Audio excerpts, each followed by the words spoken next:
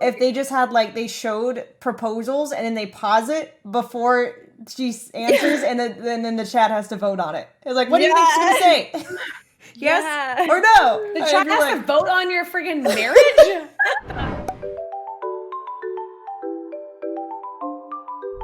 Yay. Hello. Hello. To refresh everything. Your horses. Okay. Wait, I want a horse. What breed is your other you can dog? see your, oh no, that's just the one us. that has one blue eye. A border collie. He's Oh, I didn't even cute. know that you had another cute. dog. And Bear, what breed is he? Caucasian Shepherd. Oh, it's cute. Mm. He's huge. He's the guard dog. I can tell. I like big fluffy dogs. Mm. I want a wiener dog. They're so cute. I like to give dogs. I know, so no one ever. But I like to I want a wiener dog, and I want to name him Rick just because it's so funny. It just doesn't match.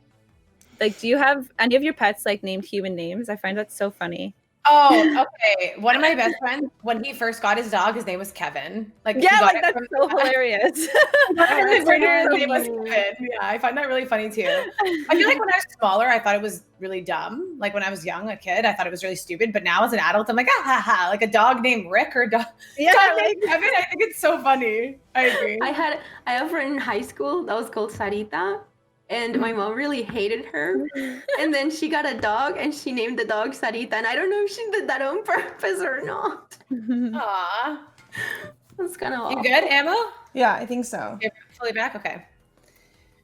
Okay, so I was on TikTok the other day, and I was kind of thinking about this because, I mean, there was literally this TikTok that was like, oh my God, the old generation on TikTok, people born in the late 90s, and I was shook to the entire core, okay? The old generation. Yeah, old generation. I was literally old generation. I was so shook. I'm like, oh my God, what are you talking about? 1999? The fucking old generation? Oh my God. So I was thinking about millennials and Gen Z. What do you think are the big differences, obviously, besides being, different ages? What do you think the main differences are in Gen Z and millennials? In personality and stuff? Because I've noticed Gen that Z? the generation that's after us. No, I know, but when does it start? Probably 2000-ish. 2000?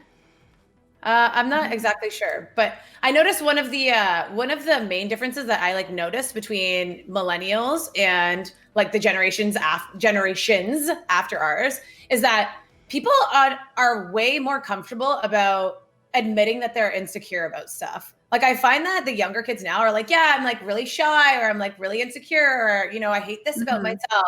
Whereas I feel like when we were younger, it was definitely a huge faux pas or something to even talk about that kind of stuff. That's true. I find everyone's now sharing everything about themselves. Yeah. Online. Do you think that's because of us though? I remember when I struggled with mental health issues before 2014, it was still pretty taboo, and I opened up and made a huge video about it, and everybody was like, oh my God, I relate so much to it and stuff. Yeah. So I think it's probably because of our generation, we fought so hard to talk about things that people weren't talking about before. Yeah, I agree. True. Yeah, that's definitely another huge difference too. I feel like when we were younger, or at least growing up, exactly what she said, mental health was very low on the scale of things that people would actually talk about openly, right? I feel like, getting actually sick with physical symptoms, people would always be like, oh, my arm hurts or stuff. But if you were having any anxiety, depression, bipolar, whatever, if you're experiencing anything of that, it was very keep it inside and fuck off kind of thing. Whereas now everyone's like, you know what, I have depression, or I have this, I have that. And they're very open about it. I think that's actually I like the way that's going. You know what I mean? Yeah. Me but too. I do have to say it's because a lot of people in positions of, popularity or whatever, influencers and stuff, we talked about it, and I talk about it constantly. So I think maybe it has something to do with that. Yeah, honestly, I agree. And maybe the introduction of the internet and social media, not stars, but social media influencers, I guess, actually had that sort of effect that people that you looked up to, you know what I mean, were more open about that kind of thing. Because there was always people that had mental health issues, but I feel like in the media when we were growing up, they were portrayed really, really poorly and kind of like bad guys. Like remember in 2007 or whatever, when Britney Spears had that like meltdown and everyone was like, oh wow, she's fucked. She's so crazy. She's blah, blah, blah, blah. And they made her seem like, instead of being unwell, they made her seem like a huge bad guy. You know what I mean? Right. Until recently. But the thing is, if you think about it, I don't know when it was, but I think until the 50s or the 60s, they were still like doing lobotomies. So like mental health used to be like people that had mental health problems were treated really, really, really bad. They were put in asylums. They do like shock therapy. They do some horrible stuff to them. So like nobody wanted to talk about that because it wasn't safe for them to talk about those things. Yeah. I still feel like it's hard for people to talk about it too, because like part of the being mentally unhealthy is feeling isolated and alone, and like you can't talk about it. So I feel like it's still difficult. Like I feel like talking about it is probably like the first step to actually taking something to try and make yourself better. Oh yeah, I agree. And it's like, it's very strange as well. Cause I know like I have my own mental health issues with like anxiety. I have 2 anxiety disorders, panic and general anxiety. And I know Alinity, you've suffered from mental health as well. I have bipolar. Yeah. And I had anorexia when I was younger. I almost died from it. And like, I don't know about you two, actually. I don't know about your guys' mental history, but I know for me, like, yeah, I could always admit when I was growing up, like I had some sort of anxiety, but I remember my first time going to therapy, I think was the most stressful time. I don't know why. It was very strange. And I still think that therapy has a little bit of like a weird, I don't know, vibe about it, where people are still kind of like, oh, like I don't need like therapies for weaklings and blah, blah, blah, blah.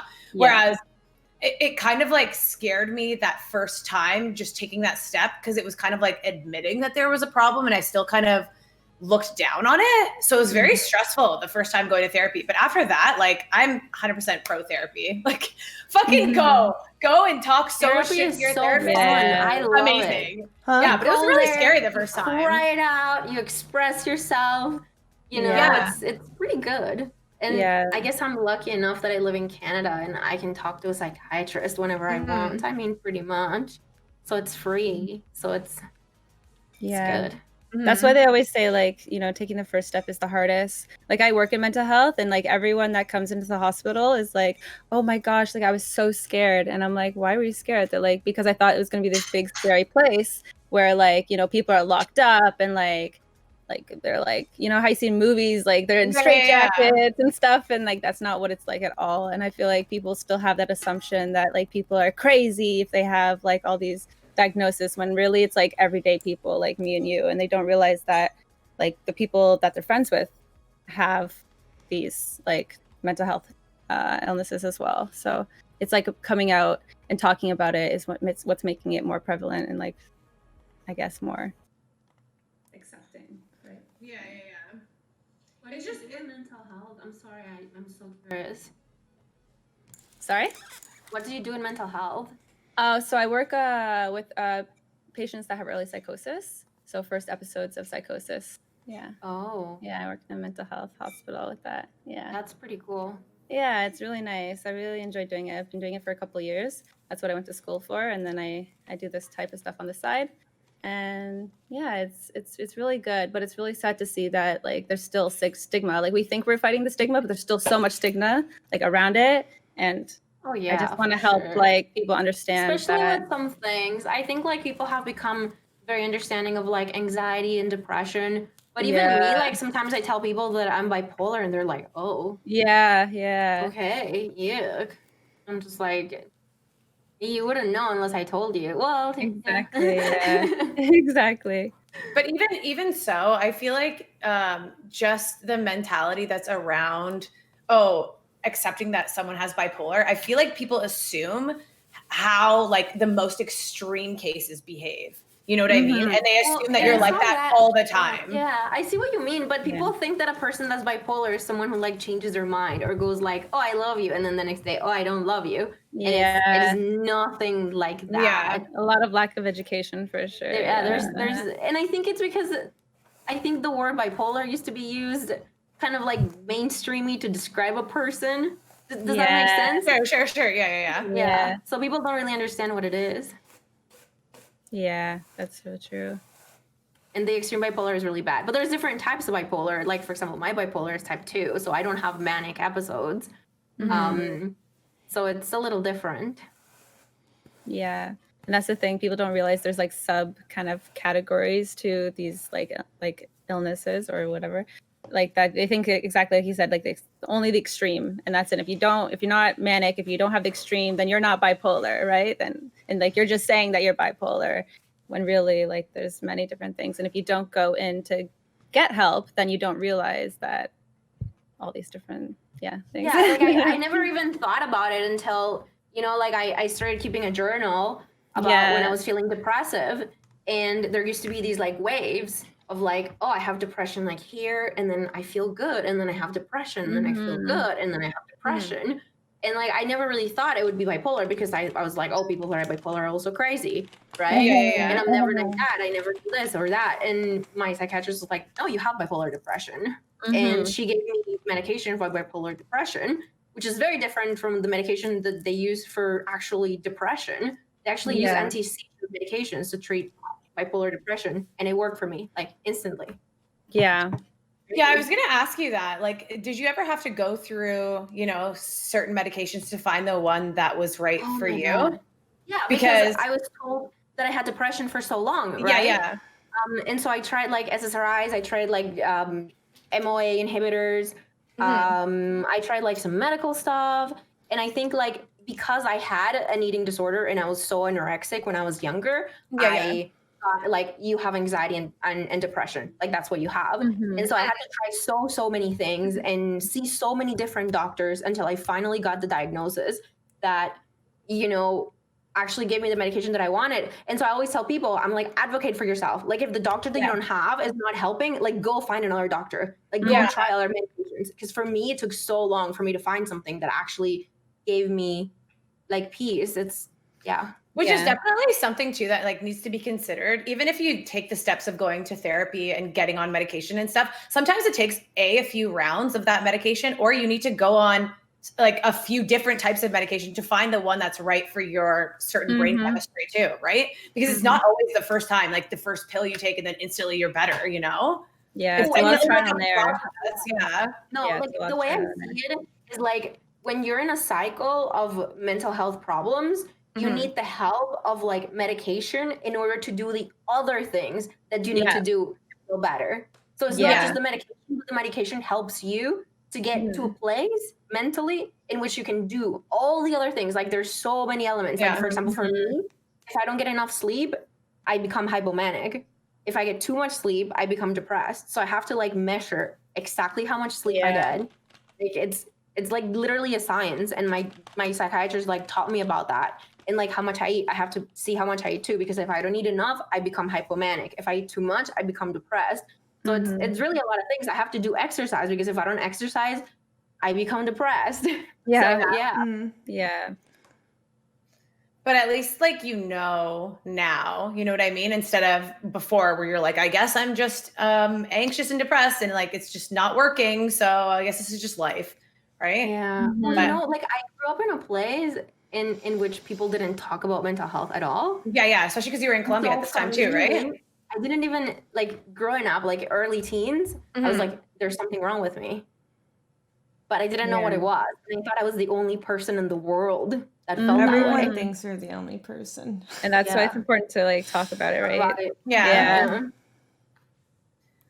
Speaking of I'm the only person in the world, did you guys ever have this? Okay, so growing up, obviously, like you guys went to high school and stuff. Did you guys ever feel like an outcast in high school? Even if you were maybe like the popular girl or whatever, like, did you always have that, you know, feeling at the back of your mind? Because that's something that I've always struggled with. Like, I've always kind of struggled with being the front of my mind, not the back. Yeah, always there.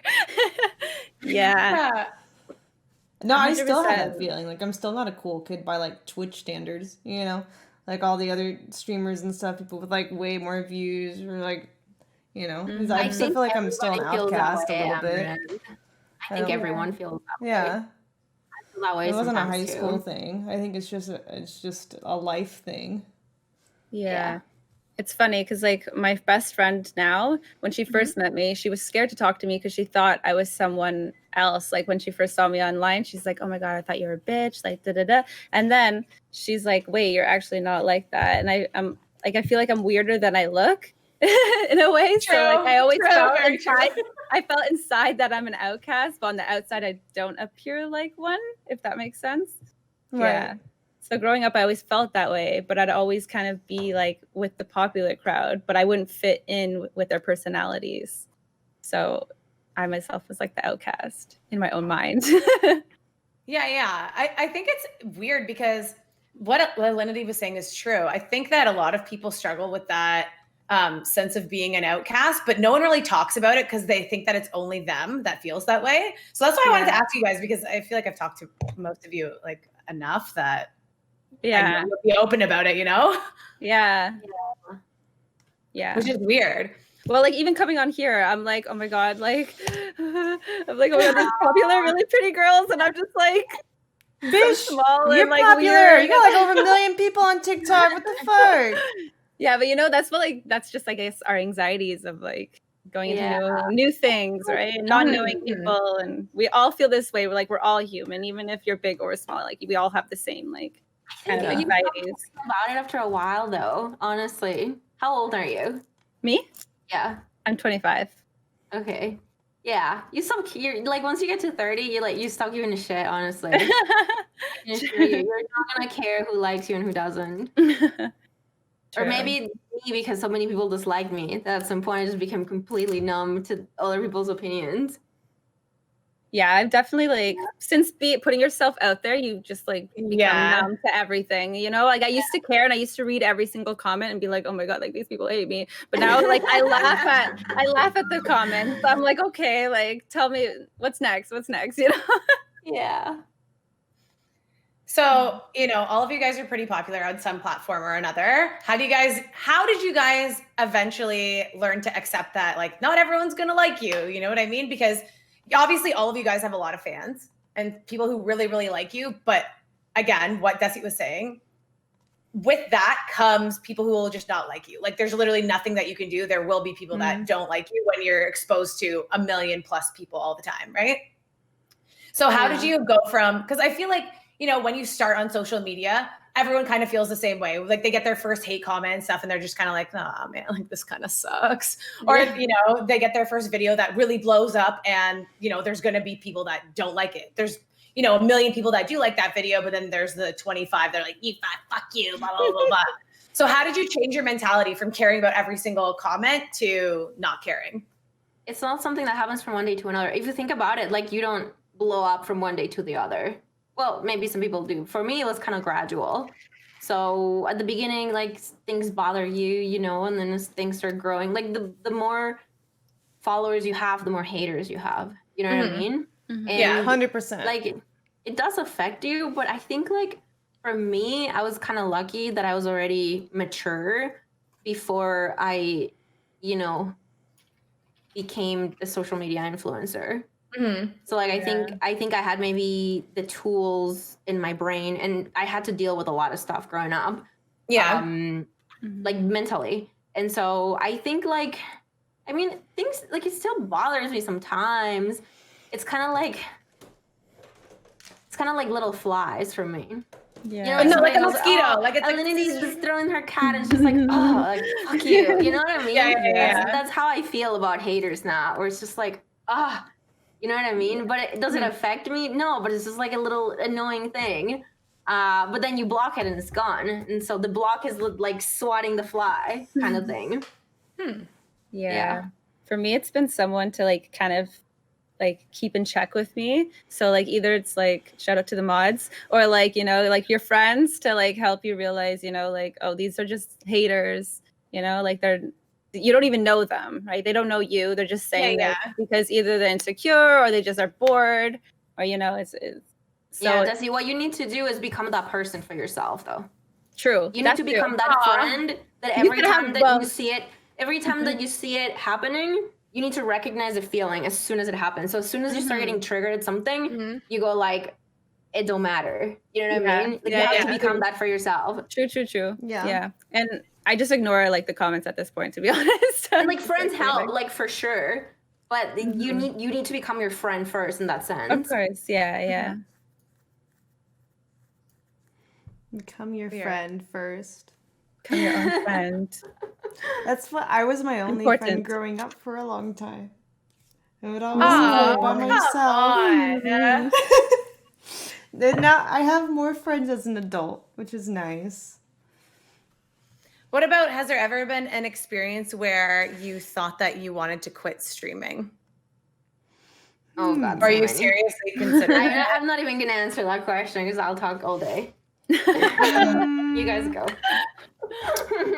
No, not quit streaming. There has been instances where I thought maybe like Facebook streaming or something would be less toxic because people have their own names attached to it, but not like quit streaming in general. I feel like people are less ballsy when their entire identity is public and they're commenting on something. Yeah. That's actually very true. Yeah. I felt like quit streaming like one time because I legit had like a stalker who followed me to my house, and I was like, do I want this? I'm like, do I want to risk every single streamer but me? I don't understand it, man. Still don't have a stalker.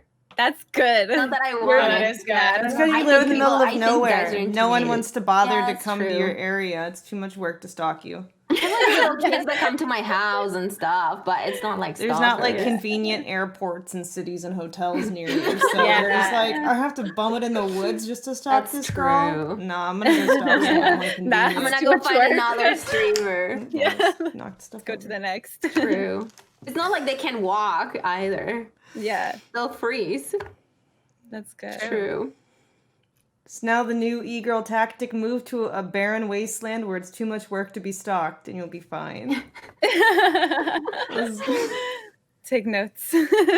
The frozen wasteland. Let's go. I had a topic too. Okay. So this one's a little more juicy. I don't know if you're all comfortable. I'm really open. But the second one we had today was how many times have you had to fake it, and could your partner tell? I'm not gonna lie. I feel like when I was, This is like 19 and stuff, when I was 19, I don't think I ever got off ever. Like I literally like, Yeah. and you know what's really weird too? I feel like when I was younger, I didn't even care about it. Like I don't think that, because okay, I'm just gonna say it. I feel like in porn, it's just like I always thought that all the women always faked it because there was no way to really tell. You know what I mean? There's no way to actually tell if it was real or not, where there was like, guys would be like tsunami, if you know what I mean. Yeah. Yeah. So I was just like, well, I guess this is just how it is, lol. And I honestly thought that was sex. I thought just like never getting off. I just Wait, thought it you're was saying it's not? Well, you had orgasm before, right? Hold on. Wait, what? You're saying it's not? Yeah. I honestly thought, yes. Kat, had you never had an orgasm before? Well, I did, but I was just like, well, I guess like not with another person. And That's crazy.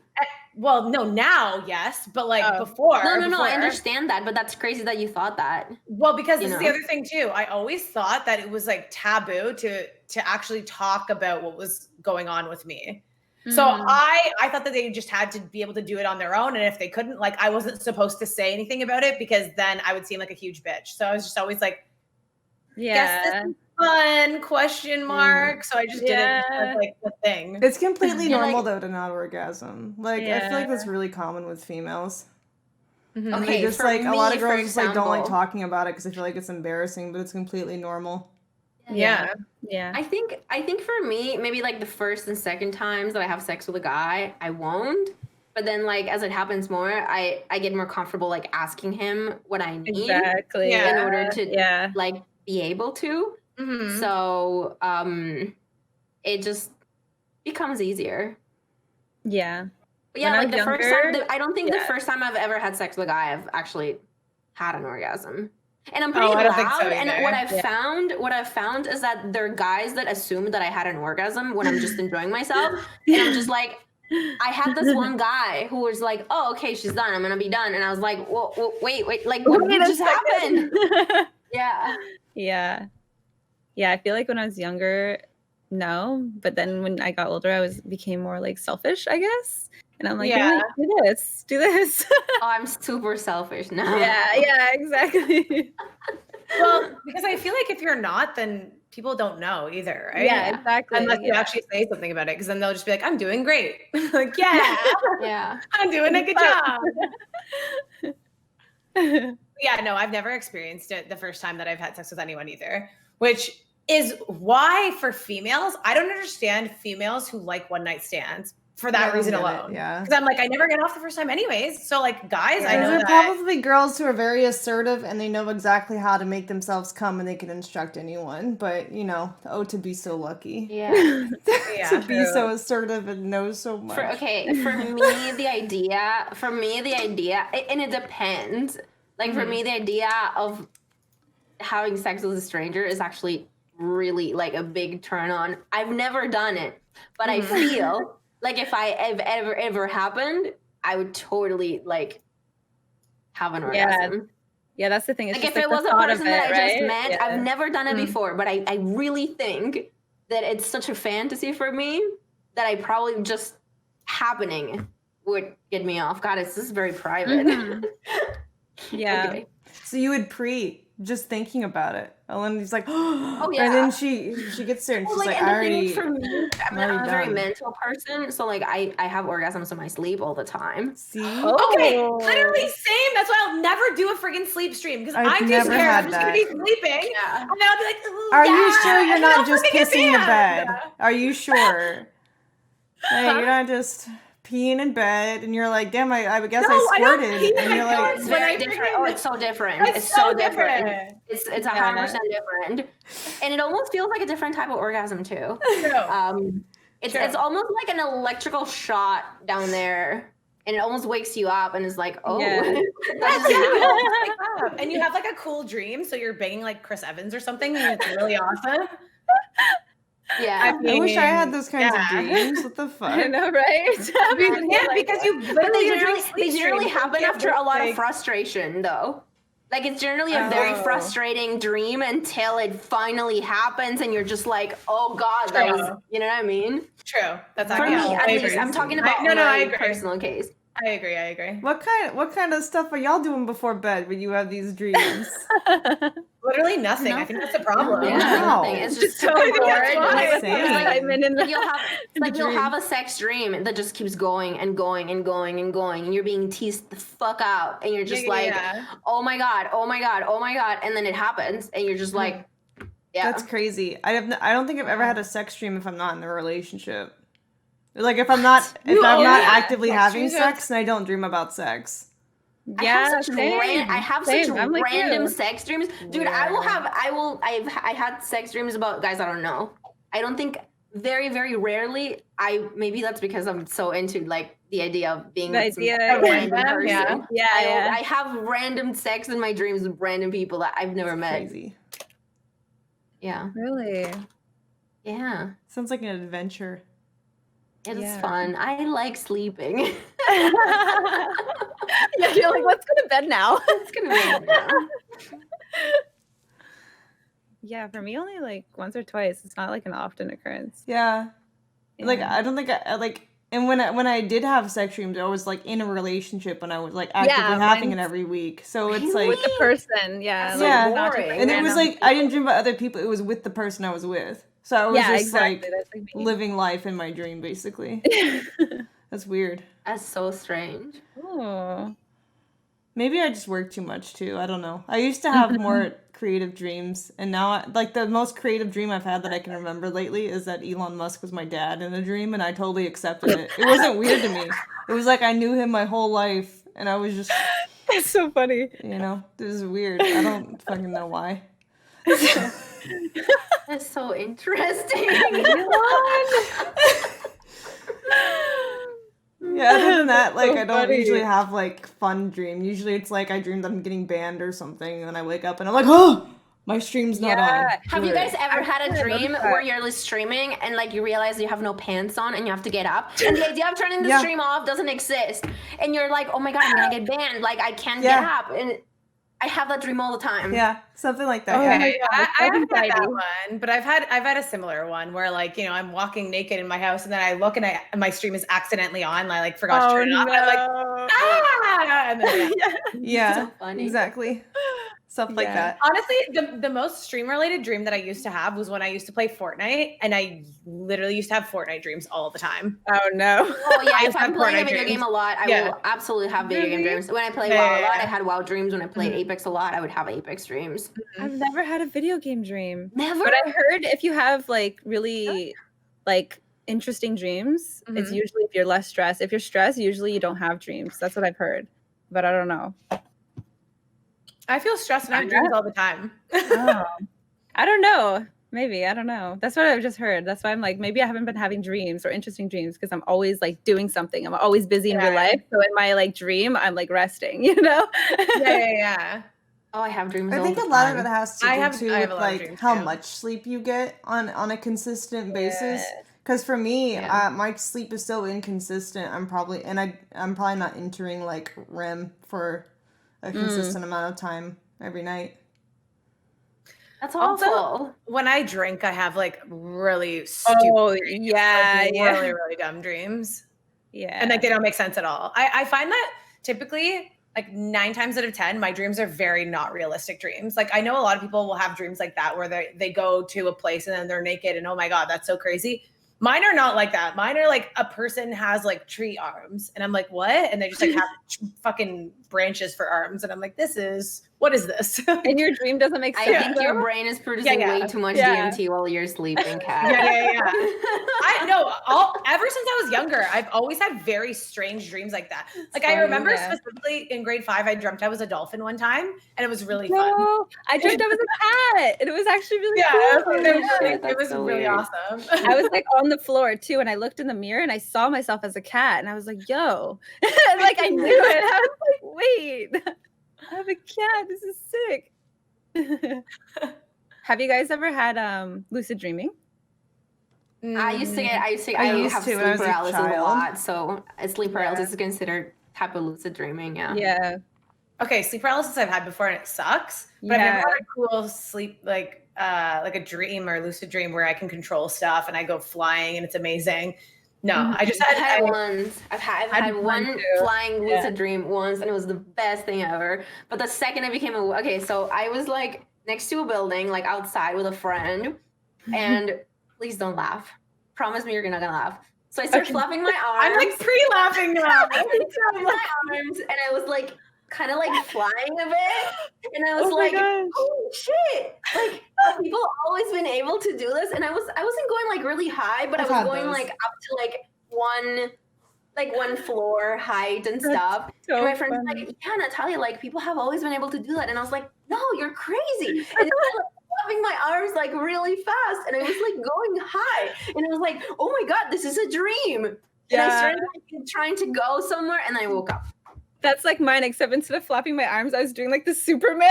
And I'd literally like go as Superman. I was like, wait a second, I could do this every time. And every time I did it, I'd fly. And I'm like, wait, how did I not realize this? The soldier boy, I feel like those are common though. Dreams, so she's just but whenever I have flying dreams, I'm always flying really slow and can't get as high as I want to. I don't really have flying dreams like ever. I like flying. You know what? I had never had a flying dream until then, and that was like a few years ago. So maybe there's still hope, Kat. Oh my God, maybe yes. Sleep paralysis. I used to get it a lot when I was younger, like all the time. Oh, really? And I actually figured out what was giving me sleep paralysis. So wait, what is it? Sleep paralysis out there. When I sleep on my back, I get sleep paralysis. Yeah. So I never sleep on my back anymore. I heard if you eat and then you sleep on your back right after you eat. Really? Yeah. And when I used to get it when I was very, very young, like since 5 years old. And at first it was just like me there frozen and couldn't open my eyes, nothing. It was pretty scary, but like it wasn't scary. And then as time went by, I started getting like more and more and more insane stuff to the point where I would see like really scary things. Did you And ever see the then- sleep paralysis demon? Sorry? Like people that get sleep paralysis say they see a sleep paralysis demon, and it like I've sits never on seen them. a demon. No, I've never seen a demon, Really? but I saw like a Yeah. shadow, Don't say that. Oh my I've seen a god. shadow, What? like walking around and stuff. Okay, What did you say? Okay, there's one really funny one. And this is the worst sleep paralysis I've ever had. And you're gonna laugh about this. But there's one time my sleep paralysis, I had my cat walking over me and it was tickling me. And it was like tickling me so much. It was torture. Seriously. That's the worst. And I've seen like scary shit, but that was the worst. Oh my It god. went on for like an hour where I was just like feeling like I was being tickled. That's so weird. Kat, you know how you Yes? said, okay, I didn't know about this sleep paralysis demon thing, but when I had Uh-huh. sleep paralysis, I had a dream of this doll that was sitting on my chest, choking me in my sleep. Sleep paralysis And demon. I was half awake, half asleep, so I was actually choking in real life, and I felt myself choking. I thought I was dying. I was like literally like, and I was trying to get up, but I couldn't because I was paralyzed, right, from the sleep paralysis. Yeah. And then this doll was like, "I'm gonna kill you," and I'm like, What the "Please no!" And I I heard my mom in the background because she was doing something downstairs because I was half awake, and I was like, "Holy shit, I'm gonna die right now!" But then somehow I just like woke up and just sat straight up, like. Okay, so apparently it's a common thing that people who get sleep paralysis, they see some sort of shadowy figure and then they start choking when they have sleep paralysis. That's so weird. It's apparently a Ew, I just got shivers down my body. Ew. Probably, Yeah, it's yeah, probably yeah. like you had just eaten and you were getting gastric reflux or something like that. Like Something, maybe, yeah. somebody gets drunk and passes out, that person can't go on their back. They need to go on their side because if they start puking, they will choke in their puke and die.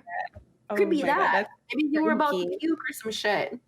Sleep on your side, freaky. people. I've Yeah, definitely told you guys this freaky. story before, but one time I took a class in summer school to like get another credit before university. And I fell asleep because my summer class was like a few hours, like, I don't know, it was at 7 a.m. when it started. And I fell asleep at the back of the class and I got sleep paralysis in the middle of the class while I was sleeping. So I tried to wake myself up, but I couldn't. So I started going like this. In the back of the class, and I remember my eyes were like kind of open, but It's so scary. Oh my god, I'd be like, is she possessed? That's so scary. yeah, I couldn't wake up though because I obviously had sleep paralysis, but my eyes were like half open so I could see. And I could see the people in the classroom being like, what the fuck is wrong with her? But I was trying to make a sound so I could wake my body up. And I remember the teacher came like at the end of the class too, and she goes to me, "It's okay if you fall asleep in class by accident, but please don't visibly make noises." Start making like moaning noises in the back. It was kind of weird. And I was like, oh. Kat, you're disrupting the class with your moaning. Can you just like Yeah, my fucking stop? paralysis is moaning. That's so scary. It was so awkward. bad. It was so Actually, embarrassing. That's so funny. So you could control like what you were saying. Kind of. Like I could feel myself being in sleep paralysis, but I couldn't like move. The only thing I could do was make a sound. No, I couldn't talk. Yeah. Yeah. For me, it's the same, but with breathing. So I can control my breathing. It's the only thing I can control when I'm having sleep paralysis. I don't know. It's weird. I hate it. And I can like, so when I used to have when I was married, my dude, he used to know that whenever I go was for him to wake me up. I would do it like super fast, and he would wake me up. That happens to me all the time though, where like I start breathing like that when I'm sleeping, and then I wake myself up, and I'm beginning to have a panic attack because I stopped. I have a little bit of sleep apnea, so Oh, Yeah. that's scary. it's the worst. So now I get sleepwalking because I think we've talked about this before. Alinity, you have a deviated septum too. For your She got her nose. sight. Yeah, I do. Yeah. So Yeah. same. So I have And I had an enlarged turbinate, and they shaved it down though, so it's not bad anymore. But it used to be really bad. Yeah, so I think I have to get something similar to that because that's what's causing me the sleep apnea, because sometimes my nose like closes all the way and then I don't know, whatever. So now though, my weird sleep paralysis has like upgraded into sleepwalking. So sometimes I'll wake up and I'll be like on the floor crawling like a fucking demon. Yeah, like the Ring. Stop. It's weird. Yeah, it's really younger too. I think Like, that's why. Yeah, I think that's why I don't sleep with anyone anymore, because I'm scared that what if I wake up in the middle of the night and I just start acting like moaning and fucking crawling on the ground On like the the floor. ring girl? What if I'm never gonna sleep with you ever again? So That's terrifying. that's I used why to I'm do that too single. when I was younger. I had sleepwalking for like years, and it'd always be the same dream on repeat over and over. And I'd be Did you sleepwalking. open your eyes? Like, how do you know where you're going? My eyes were open, but I was sleeping, and I was crying and yelling in my dreams. It was so weird for like many years. And my mom wanted to actually take me to like an exorcist because she thought I was possessed. Oh my god! Okay, and then so one year, like that, it just went away. I don't know. Did you go? Oh, weird. No, I never went. But I had this doll that like I actually thought was haunted because I used to say it talked to me, and some dead the girl. one that sat on you? I hope not, because no, but it was like a doll with big button eyes that this like I'm pretty sure this dead lady gave to me. And she What do you mean a dead lady gave it to you? How does that even make sense? How did she give it to you if she's dead? She had all these toys.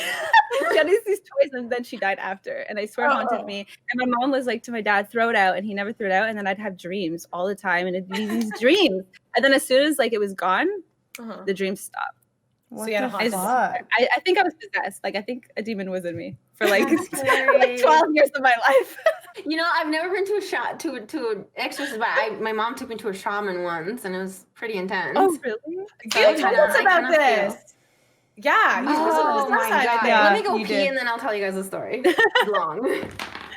Yeah, she told us about this last time, I'm pretty sure. Really? Well, she had to shaman. Yeah. She had to go to some shaman thing for her, I think for her illness, right? Or no, for her anorexia, I think. I think for her anorexia, she had to like go to some voodoo shaman, and then they made her drink some tea or something. I'm pretty sure that's what happened. Yeah, something. No, she was like in a room. Excuse me. Sorry. Yeah, it's hard to explain. She does it better than we do. Oh my god. Ooh. Bless you. Thanks. This is like a difficult topic for me to relate on because like I'm quiet because like I don't want to take away from their experiences because I just don't have any to relate to with like sleep demons or mental illnesses or anything. Like I'm pretty sure I'm crazy, but everyone's crazy. I've never been diagnosed with a specific crazy. Yeah, but like if you haven't experienced any like depression or any, I haven't had those. Luckily, it's just like not like clinically. Like I've had situational depressions if like my animal dies, but like I've had. It reminds me of a conversation that I was having with someone. Human thing. And they were talking about someone like another person who was a mutual friend, and they were saying how the mutual friend, you know, has some like family issues. And I remember this person was like, "Whoa, that's weird. You know, I have a very loving family, and I've actually never had any family issues before." And I was so shook. So I feel the exact same way where you're like, "Yeah, I've never had any mental health issues." I'm like, you're like, wait, what? What do exist? People like that exist here on this planet? That's so crazy. Yeah. Like I'm like ADHD, but I've never like struggled with like being bipolar or being like, I guess like clinically depressed where it's like a cycle. I've only been like situationally depressed where it's like I'm grieving a loss and then it's like Me too. move on. Me too. I'm not kind of clinically depressed or anything either. Just the demons. That's all I have. Not clinically depressed, just fucking possessed. So yeah, I know.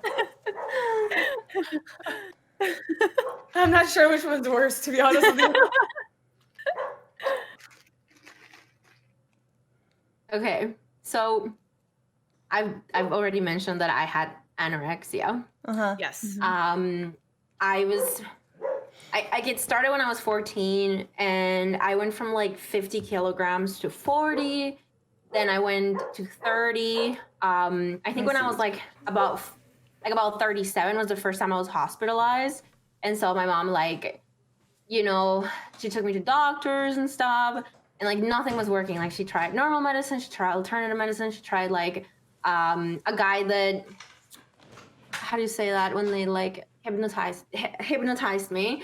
And then eventually she had a friend who was into like a bunch of alternative stuff. And she's like, oh, the shaman guy, like he's going to be coming to the city, you know, like you should try and get her an appointment with him. So he actually made me smoke DMT. I didn't know. I was 14. I was like, yeah.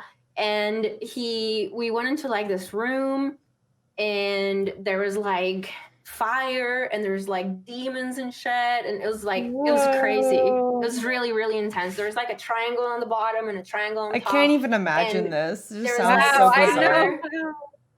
Yeah, it was pretty freaking intense, to be honest. And I was screaming, and he was doing, I don't remember. I was 14 years old. Like I was like 16 at the time, actually. And he was telling me how like the bad thing was going to the triangle on the bottom and the good things were going up. And I remember there's a lot of fire. Like I remember there was so much fire. It was like everything was hot, and I remember I was burning. He actually like put Vaseline around my face before we went in the room. Like I don't understand, honestly. And I was probably in like a closet with him, and my mom was right outside. And I was screaming so loudly that I was burning. And he's like, come here. And he hugged me, and then the entire burning sensation went away. And then I started crying. And then I don't remember, but then we opened the door, and my mom tells me that I was so pale. Like I looked like I had just seen a ghost.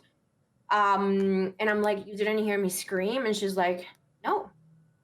And I was like right next to her, like inside a room.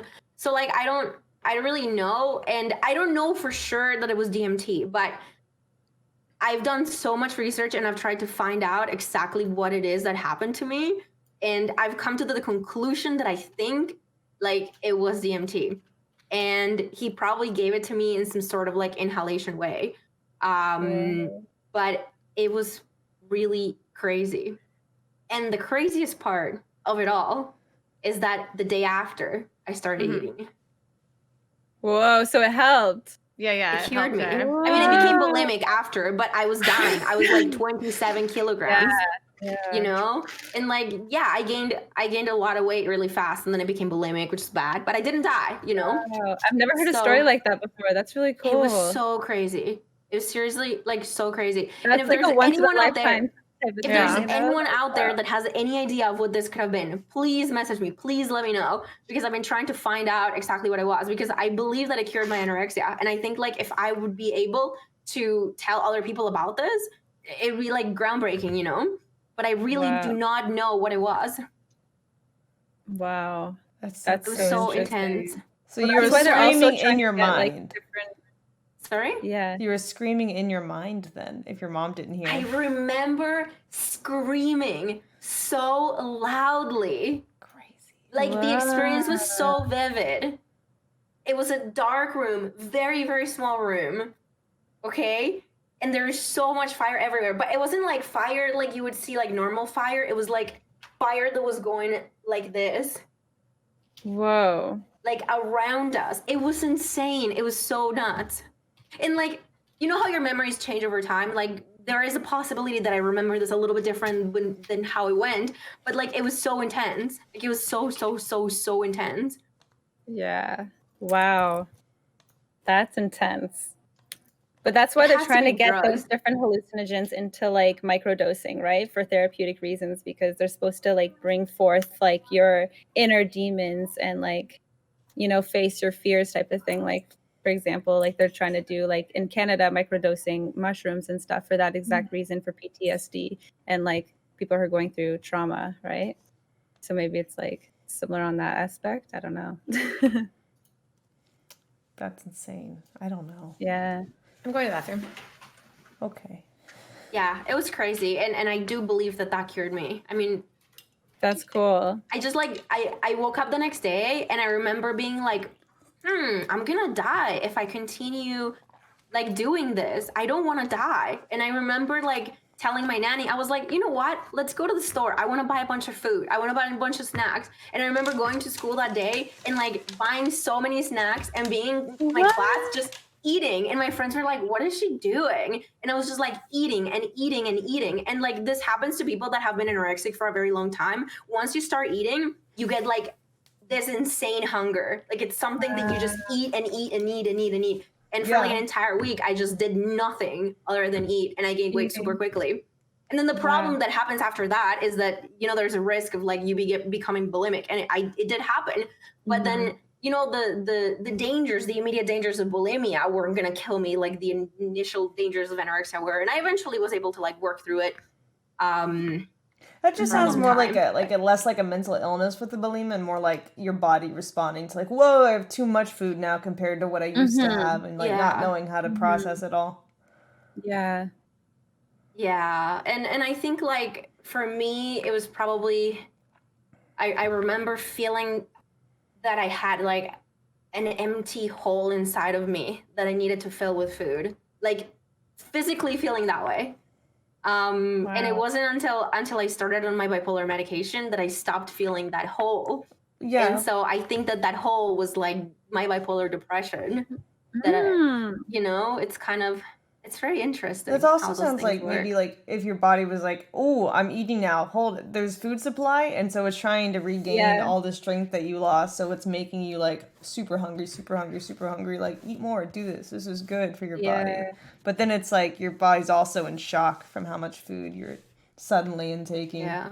So well, I think like for me, the thing is, because I had so much hunger and I ate so much, my stomach like became so big. And it expanded so much. And so, yeah, it was pretty bad. And then like, I think the last time that I purged was probably 2015. Like I had already started. Ago. What? Nice. It's a while ago. Oh yeah, for sure. And like I said, it was like once I started my bipolar medication, that's when I was like, I had absolutely no that desire of like binging is very it's very overpowering. I don't it's horrible, you guys. Like I don't feel it anymore, but it was really, really, really bad. Yeah. Oh God, it sucked. Yeah. But now you've gotten over it and you've actually worked through it. And it's been so long since you did your last purge, so that's good. Yeah, that's amazing. Oh yeah. Yeah, for sure. It's like the problem is not the purging. The problem is the binging. Like that's the issue. Well, I think the whole thing is the issue, to be honest with you. Just like an unhealthy relationship with food, but you just don't understand like what a binge really is until you've been in it. Like you have no idea what it's like. It's intense. Like I could empty my entire fridge. Not even joking.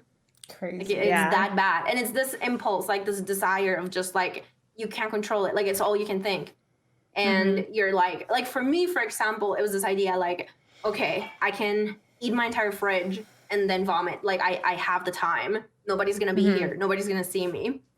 And it would generally happen whenever I was really stressed. Yeah, like it was my way of coping with anxiety and depression for sure. Well, yeah, because don't they say that it's something that in a life of like uncertainty and stuff, it's something that you can actually 100% control. Like you can control what you're eating, and then you can control getting it out of you, right? For me, that was my anorexia was absolutely that. It was a control issue. But I think for my bulimia was very different from my anorexia. Like it was a completely different thing. I know people like to put like eating disorders as like one group. Yeah. But for me, they were completely different experiences, and I felt them completely differently. What do you think mentally the main difference was between the two? For me, the difference? Yeah, for you. Like besides the physical factors of like the differences between I think, like starvation and binging and purging. Yeah, I was a lot more mature when I started like binging and purging. It's kind of gross. I don't want to like really explain. Yeah. Obviously, you don't have to go into detail and stuff. Yeah, no, but okay. So like, and so up until I was like 16, I was anorexic, like really, really badly anorexic. Like I was dying. I got to 27 kilos. I think that was the last time I weighted myself. I probably went a little lower. And then within the span of like a month, I got to like 59 pounds. I was dying. If you've ever seen pictures of like anorexic girls of like their whole bones showing and stuff. Yeah, like I messed up my bones. Like my bones are not brittle and stuff now. Yeah. It's pretty good, but yeah, there's a lot of like consequences of it. But then right after that, I actually started, once I gained weight, I started abusing laxatives. Oh, I've heard of people with it was eating disorders that do that. Nasty. It was very gross. I think I would like, oh my gosh, it was bad. It was really definitely bad. don't go into detail if you like don't feel comfortable. Yeah, it was pretty bad, Kat but hates I talking about abused poop, laxatives so don't until bother. I've tried. I abused laxatives probably until I was 22, probably. So that was 2009, 10. And then when I came to Canada, you know, like living by myself and stuff, I think my focus was on the fact that I didn't have enough money to eat. that I like my eating disorder kind of went away for a while because I was so poor, I was so broke, and I could barely like afford to eat. So it took a few years, and then I started university, and that's when I started purging. Like when I started vomiting was when I was in university. Like any test, I do remember like tests are really bad for me. Like anytime I had an exam, I would binge and purge. Like I couldn't handle it at all. And you know, it's pretty bad. Oh, anyway, but the difference, I feel like for me, my anorexia was more like everyday thing. It was more like, this is my life. This is what I want to be. It was like very stable. Does that make sense? I don't know how to explain it. It was like, I'm in control of my life. I'm in control of my life. Being skinny is all I care about. Being skinny is all I care about. Being skinny is all I care about. Being skinny is all I care about. Like, it was just that. How many calories have I eaten today? How many calories will I eat tomorrow? This, all that was in my mind was that. Like, but then my bulimia was more like, oh, I'm good today. I'm never purging again. Then, oh my God, anxiety, depression, horrible, binge, purge. Okay, I'm good now. You know what I mean? It was more like, it didn't really happen all the time for me. Like my binging and purging wasn't all every day. It was more like a few times a month. It was not that bad. Like laxatives were really bad. They were like all the time. But then like vomiting was only when there was a test or when there was like something stressful. Yeah.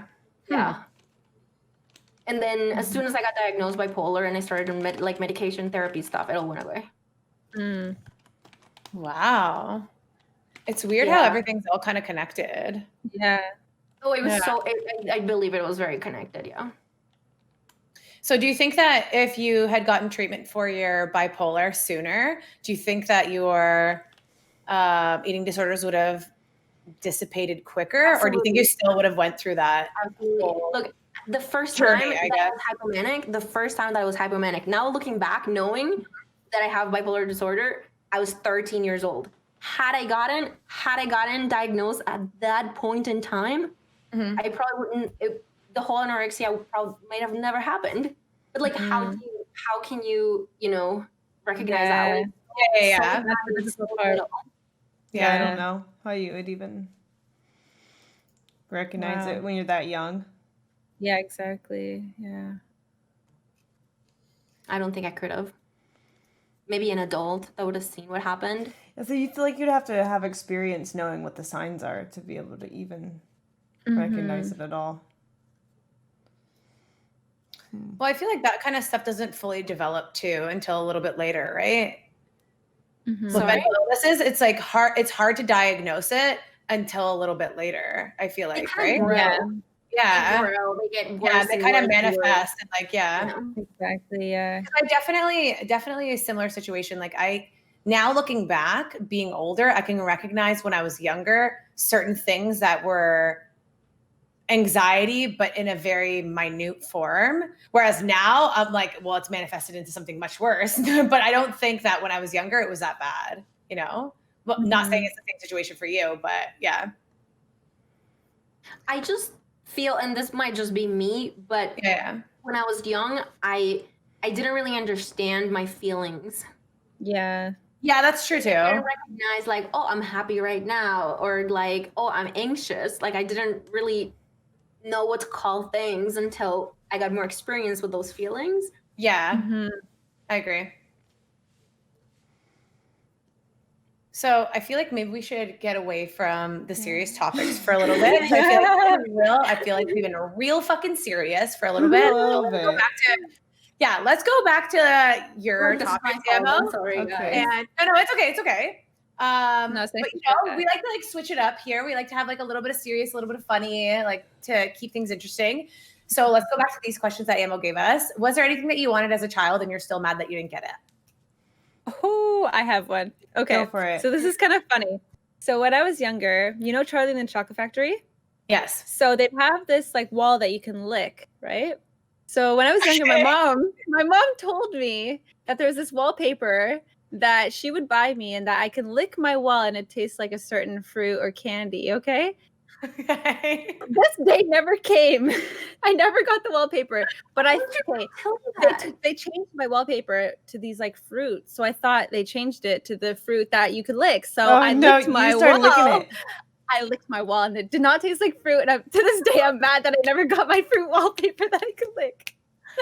Okay, speaking of that, it's definitely on topic with what Des is saying, but it's not on topic with the actual. But I definitely had a friend. Do you guys remember when you were younger, those smelly markers? They like used to smell like I literally remember one of my friends coming over to my house and she was like, yeah, if you like try to lick these markers, they taste exactly like the food. And I remember sitting there, you've awoken this random memory that I totally forgot about. I remember sitting there watching her get the blue one. It was like navy blue blueberries. And her like, all over her tongue. She's like, it's blueberries. And I'm like, I'm not doing that. That is a marker. And she's like, no, it tastes great. I just remember her having like on her face.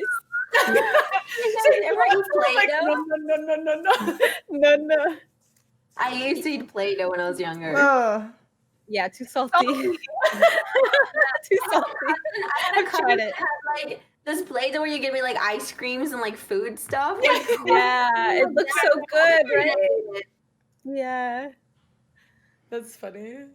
Do you guys remember anything that someone told you as a child that you definitely knew was a lie, but they like tried to convince you otherwise? So example, like the markers thing or the wall thing. No, I believed everything they told me. I still do.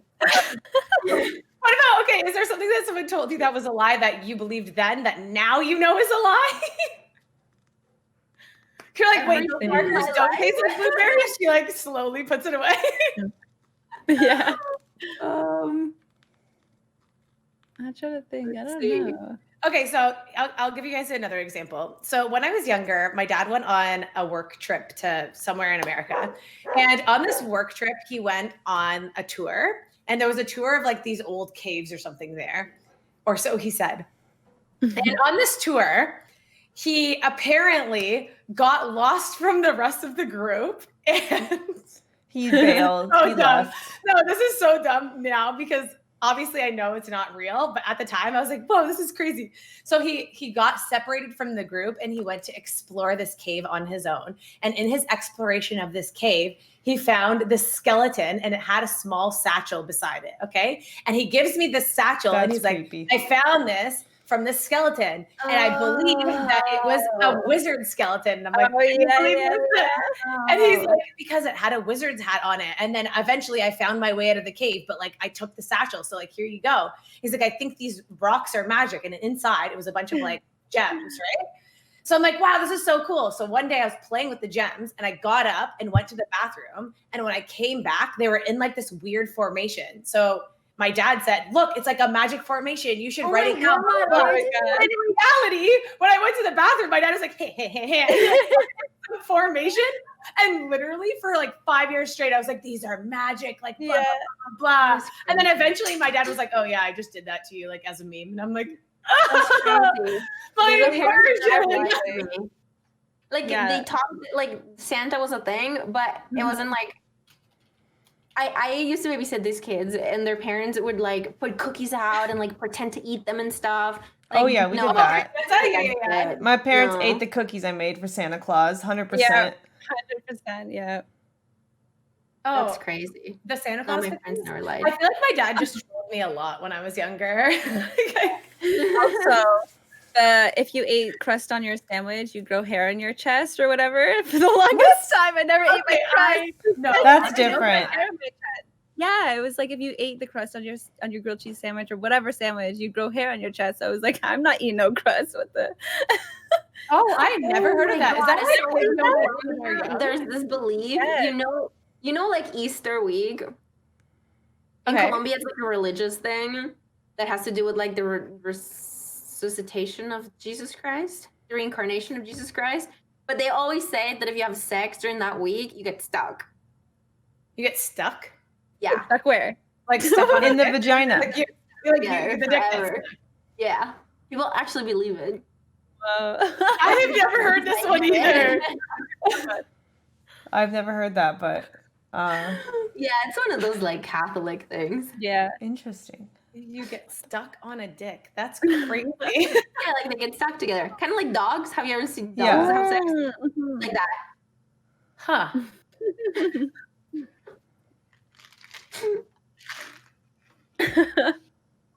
Yeah, I don't think there was really anything they tried to convince me of. If anything, they tried to ruin my dreams. I thought Santa Claus was real, and my mom was like, "Don't be silly," like, because I wanted like this certain kind of toy. I think it was a lava lamp. I wanted a blue one, and I was on my Christmas list to Santa. And then on Christmas Day, I got like this purple glitter lamp, and I was very much a tomboy, so I was like, "Ew, glitter and purple. What the fuck? This isn't blue lava. This is lame." And I told my mom, like, what happened? I told Santa blue lava lamp. And she said they didn't have any more at the store. And I was like, what do you mean store? Can't he just make it in his workshop? She was like, don't be silly. I was like, that's how I got told Santa Claus wasn't real. Aww. Yeah. Told me. Yeah, I knew because I found the toys in my mom's closet, and I was like, oh, wow. Oh, yeah. I was 100%. Yeah, I always toys all the time. I could not contain my excitement for Christmas when I was younger. Now though, do you find that as you've become adults, like you don't really care about holidays as much anymore, or do you guys still care? I love Christmas. I love Christmas too. I don't know. I care about Thanksgiving. I love Halloween. I like eating. Oh, I love Halloween too. Halloween's fun. I don't care about any holiday. Like New Year's, I hate New Year's. I think New Year's is so dumb. Ugh, no, I hate New Year's. It's so stupid. Countdown and no, I hate it. I hate it. New year, the new number. No, it's so dumb, and like everything's overpriced when the world's open. Okay, listen here. Be like, listen, every day is a year from a year ago, so I be having drinks and fireworks every day. That's just how Cat lives. Were you guys do you guys remember like year 2000? Like, do you have memory of it? My parents. Okay, I have a very like, I was 12 in year 2000, so maybe it has something to do with like the change of the number. People were freaking out. They said that the world was gonna end because the computers were like gonna freak out. So I do think for me, like knowing that it's not like 2020 anymore, but it's 2021 has a big effect, because like for me, year 2000 was like really impactful. Yeah, I hid in my basement for the year 2000. I literally hid in the basement. Because I was scared. I thought it was going to be some weird apocalypse. I never had those fears. Poor Cat. She's like... Did you remember, like, 2006? It was when the world was going to end, like the Mayan calendar. And then 2012. 2012. Just like, I feel like that every 4 years. Like, whenever the Olympics are, it's like the same for the world ending. You know what I mean? No, there's like, some I sort of remember calendar. the Mayan calendar was a big one for me. I was really scared. A lot of people thought last year the world was going to end on like the church side because the pandemic, and then they're like, oh, this is the coming days, and my dad was like, the world might end, and I was like, that's true. And like first the fires or whatever happened, like everywhere started catching on fire, and then the pandemic happened, and everyone's like, whoa, next on the locusts, and then like we had that announcement with the killer bees. Yeah. And I was like, this is the prophecy. The world is going to end. I think that it would be like pestilence, and then now we need famine and another world war, basically. I mean, we're pretty close to a world war, but I haven't seen any famine like across like non-third world countries yet. Oh, yeah.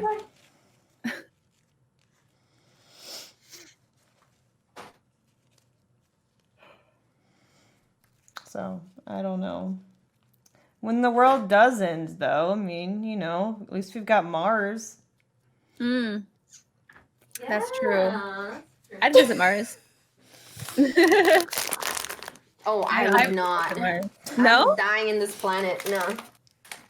Fuck no. Oh, What if they could like pirate, like you're going down with the ship. Like as soon as Earth goes down, you're committed to Earth.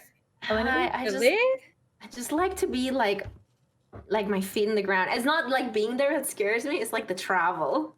Yeah, that's what scares me too. Yeah. Yeah. I don't know if I could be in like a that's mine in a spaceship. It'd be like Wall-E. For like such a long time, like how many months? I don't know. I get uncomfortable in planes, so that's same. I have like really bad motion sickness. Like even in cars. In cars I get it too. Yeah? Do you have like you can't read and go on your phone in a car? I don't know what it is, but whenever I'm in a car, it's only sometimes. I think when I'm hungry, I get so sick that I throw up. No, like mine is really bad. Like if I'm inside a car. Seriously. If I'm inside a car, I can't look inside the car at all. Really? I can only look outside. If I try and find something while the car is moving, or like read on my phone for like 3 seconds, I get this insane motion sickness. Oh, crazy. Yeah. Mine's only when I'm hungry for some reason. No, mine is so bad. Like it's really bad. So if you guys are scared of enclosed places, would you guys ever go on like a submarine tour? Like, you know how sometimes, I don't know, certain places they have like a thing where you can go in a submarine. And I would go on a submarine. It sounds fun. I mean, I don't know. I feel like it sounds fun, but then I think I would get weird about it. You know what I mean? Yeah. I think I would talk myself out of it. Scared of deep sea. Like I'm kind of freaked out of sharks and stuff. So I don't know if I'd want to go down there for a long time. I'm claustrophobic. I would absolutely not go. Yeah. You probably have a higher chance of dying in a regular car crash than you do in a submarine. But okay, I feel like those statistics are based on, you know, you go into a car a day and you go onto a plane like how many times a year? You know what I mean? I don't know if you were like flying the same amount of time as you were driving, if the statistics would actually be the same. Yeah, I've seen they have hotels that you can like go underwater, which is like really cool. And like you can like stay there. I would love to do that. When you're underwater, really cool. I don't want to ruin it for you guys, but like the pressure that the water is putting in this submarine thing, it's like compressing it. Do you get like a headache? So and you hard. Feel like, yeah. That's no. Like there's a lot of pressure. Like the submarine has to be really strong. It's just that's the what idea I'm scared of. I don't want to like deep under. I would not be able to do it. I would not be able to do it. I think it depends. You know. How deep? See, I feel. Yeah. It's not that I think I'm gonna die. It's like the event itself gives me like even being in like an elevator for a long time scares me. What about? Not because I think I'm gonna die. It's not that. It's just the feeling of like. I feel like the walls are closing in on me and I'm getting squeezed. Yeah. It's not. It has nothing to do with like a fear of dying. So would you guys go on, okay, like Des, obviously you know what this is, but like one of those elevators that have a glass floor. So like at the CN Tower, which is the tallest building in Toronto, they have an elevator that has a glass floor where you can see the bottom. Would you guys go on that? Because I literally will not. I'm so scared. I've never been. Yeah, I've never been either. I feel like I would go on that. It sounds fun. Yeah, me too. That doesn't seem fun to me at all. It seems really scary. I'm scared of heights, but I think I would do it. I'd do it and cry on the way up. Yeah, I'm scared of heights, but if I'm enclosed in something, it's fine.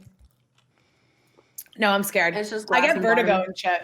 Yeah. I went parasailing once, and it was terrifying. So scary. Oh my God. How high? Oh my God. You get pulled by a boat. Yeah, but like, does it go super, super high or no? Yeah, it was in Cancun, Mexico. You go like, they take you pretty high. Are my dogs barking? It was hers. Okay. It's cats. I never know which dogs. See, I think if I was like in one of the parasailing ones where you're sitting and with an instructor, I would feel fine. No, it was me and my friend. Yeah. Oh. Then fucking no, then. I don't trust my friends. It was super sketchy too. It was super sketchy. Like we were on the beach and these Mexican guys come by in a boat and they're like, "You guys want to parasail?" And we had a few drinks and my friend was like, "Yeah, let's do it." And I was like, "Oh, I don't know." So they put us in this boat. They tie us with a knot and like I'm there. And as soon as I get up there, I realize that we're being pushed like this against the hotels. And I was like, if something happens to us, we shoot into the hotel and die.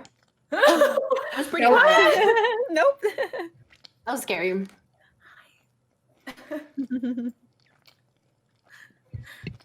Oh, Okay, but I want to know. I want to hear some fears besides heights. What are fears you have on like a daily basis? I hate cars.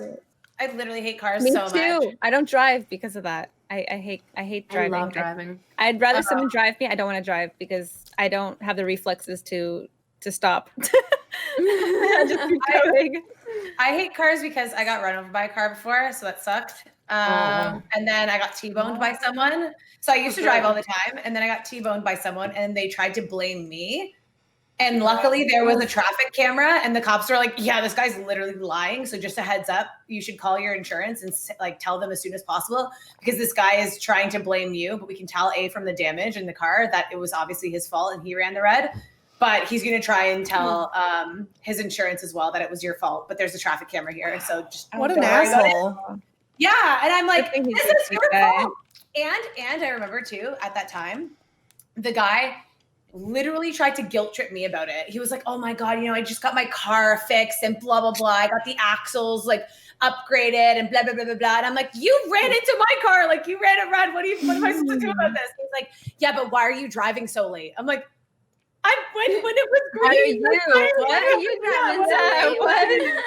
What is this gaslighting? This is so terrible. I hate you. I just want to give a shout out to the mods that are banning people that are being mean to me. I appreciate it, you guys. Thank you guys. Yeah, Emil's mods are really nice. Like if anyone's being mean to any of the guests, they're like, fuck you. Oh. You want to go down? I'm scared of cockroaches, like terrified of them. Really? You're like one of those people who are like, kill it. I can't kill it. You kill it. Like in Colombia, they get really big. Oh, do they? How big? And you have the flying ones? Yeah. I'm terrified of them. Yeah. That's like my only fear. Like I'm not scared of death at all. Like I feel like a lot of people are scared of death. I'm not. Of dying? Is that what you said? I'm not scared of dying at all. Oh, I'm so scared. I'm terrified. I'm not. Like, well, there's nothing to be scared of because once you're dead, you're dead. The only fear, like major fear that I have in life is like not being able to take care of myself. Like either being like invalid or like, in some kind of way. Yeah, but I feel like that's because you struggled with that from before, not being able to actually take care of yourself with all like the eating disorder stuff, right? Yeah. So I feel like that's a very valid fear to have. Like not being able to like support myself or like physically or like mentally. Yeah. Especially mentally. Like that's my biggest fear. Mm-hmm. True. But like other than that, I'm not afraid of anything else. Like major life things, Yeah, mine's just basic, like sharks and bears. Sharks. And the dark sometimes. I'm scared of the dark sometimes. I was scared of the dark for like 13 years. No, I am. Like, I'd run up the stairs, like in the basement. I'd be like, please don't get me demons, please. That's also because I was like, literally possessed. I still run like a little girl from wasps or bees. Yeah. Like if I see anything like fly past me or like buzzing, I'm like, I just run. Yeah. I don't care where I am, what I'm doing, who I'm with, running away. Yeah. No, in my school there was a ton of bees, so I'm like really used to bees. They don't scare me. I hate them. I get stung every single time a wasp or bee passes me. They sting me every single time. I don't know what it is. Mosquitoes I've never been stung, so I don't know. Maybe I could be allergic. Oh. Yeah, I got stung inside my nose, on my pinky. Inside your nose. I have big nostrils, okay? And then I was riding a bike, and then it went up my nose. A bee went up my nose. I'm not even lying. And then it stung me. What the fuck? It got stuck in there. I had to pull it out and rub it. Well, that's kind of funny. Oh my god! I don't like bees either. I'm like done with them. That's so terrifying. What the fuck? It was stuck in my nostril. And it hurt so bad, and my nostrils swelled up so big. Oh my god! I've never gotten stung. I just run. I have like a fear of being stung. You're lucky. I've got stung too many times. I never have. And so could be allergic. Yeah, see? I'd gotten stung before by wasps and bees. And then one time I got stung by a wasp, and it was actually, quote unquote, from the doctor, a diseased wasp. Because what happened is I'm not allergic, but my finger, like the whole finger swelled up like a sausage. Yeah. like these wrinkles and stuff that knuckles, I had on my knuckles. That was all gone because it was so swollen. It was throbbing. I couldn't move it at all. Like the entire finger was literally like a sausage. So I had to go on antibiotics and stuff. It was like bad. And he's like, I guess the doctor, or I guess the wasp have disease. And I was like, what disease does this wasp have? And he's like, oh, here's some antibiotics. And I'm like, that was like me for my pinky. I got stuck on my pinky and it was the size of my thumb. And I was like, what? It was so gross. That is scary. Yeah. And it hurts bad. The technical term for that is hot dog finger. Oh, really? It was worse than a hot dog though. It was literally so fat, like bigger, and like throbby. Like it could have just been a dick. Like I had a dick finger. It was terrible. It was so gross. No joke. It was such a weird experience because I had hope been you stung didn't before. try to finger yourself with it, Kat. That would have been a new all-time low. What? Okay, excuse me. I was trying to make use of a bad situation. What do you mean? Multi-use. Yeah, yeah, you know, being yeah, making good decisions, like silver lining. You know what I mean? Best of both worlds. Yeah. I forgot what I was gonna say. So cars, I really hate. What else am I scared of? Oh, see, I was never scared of this when I was younger, but I feel like I'm kind of scared now of open waters, like swimming in the middle of the ocean or like the middle of a lake. Yeah, when I was younger, I didn't care. But literally yesterday, I started watching these videos of Ontario. So me and Des live really close. We've like known each other for a long time. I just started watching these stupid videos on TikTok, these fish videos where there's literally 8-foot sturgeons in our lake. Yes. Terrifying. No thanks. Yeah. We're safe from sharks because we just have lakes here. No, there's like these 87-foot fucking sturgeon fish that are like, and these fishermen are like, whoa there, like look at this, look at this giant fish, and I'm like, Jesus, yeah, disgusting. And then you see their like teeth and stuff, and like the scary like animals. No. Yeah. No thanks. No thanks. Another fear that I have that developed recently is like every time I'm in my horse's stall, if you haven't seen him, he's like huge and I'm really tiny. Oh. So I often have to brush his hair, like his tail, and that takes a long time. So I'm just like worried that someone will come by and see that the stall is unlocked and not see me behind the horse's giant ass. And they'll be like, why is this unlocked? They'll lock it and leave. And I'll be stuck in there for like, like just stuck in the stall because you can't open it from the inside once it's locked. So I have this like, that is scary. And I have no signal in the stall. So I would literally not be able to call for help. And I'm like, like it's just like a fear I have every time now. I'm actually scared of horses. Really? I find them really cute, but like I respect them as like beasts. Animals. Yeah, because they're big. They're scary. I got kicked by a horse when I was little, so it probably has something to do with that. Yeah. Wait, how tall is everyone here? Okay, you guys are all literally little. I know you're taller than me, Kat. Yeah, I'm 5'2". You're like 5'2". I'm tiny. Oh, you're tiny too. I'm like right under 5'4". You're 5'4". I'm 5'6". Kat, you're like 5'. Oh my god, I'm the shortest one. I'm super short. Oh, that's it? Really? Yeah. No, you're 5'8". You're 5'8", 5'9". I usually just tell people I'm 5'8" because I don't know. I feel like you're way taller than me for some reason, but I guess not. Maybe you're shorter. Like being so tall? I am shorter than you, but like I used to hate it, to be honest with you. When I was younger, so I've always been like thick. And I got boobs when I was really young as well. So I have always been tall and like Amazonian, if you will. I used to, all I wanted was to be like really, really small and tiny and really skinny, like one of you guys. But now that thick is in, I'm like, yay, this is kind of cool. But it's always kind of been a weird insecurity for me too. Just because I wish I was 5'7", 5'8". That's like my goals. I don't know. I feel like back in the day too, like when I was younger, I feel like being hourglass shaped was not in. Like just how Alinity was like, oh, you know, I really wanted to be super skinny when I was younger. I felt the exact same way because that was like the beauty style was like standard. the beauty at the time. That was the beauty standard. Even though there were people like Pamela Anderson and stuff that had like huge boobs when I and was like younger, whatever. I had huge hips, huge ass. You know, like I wasn't fat, but like I got body shamed a lot for how big my butt was. Yeah, and that like really affected me.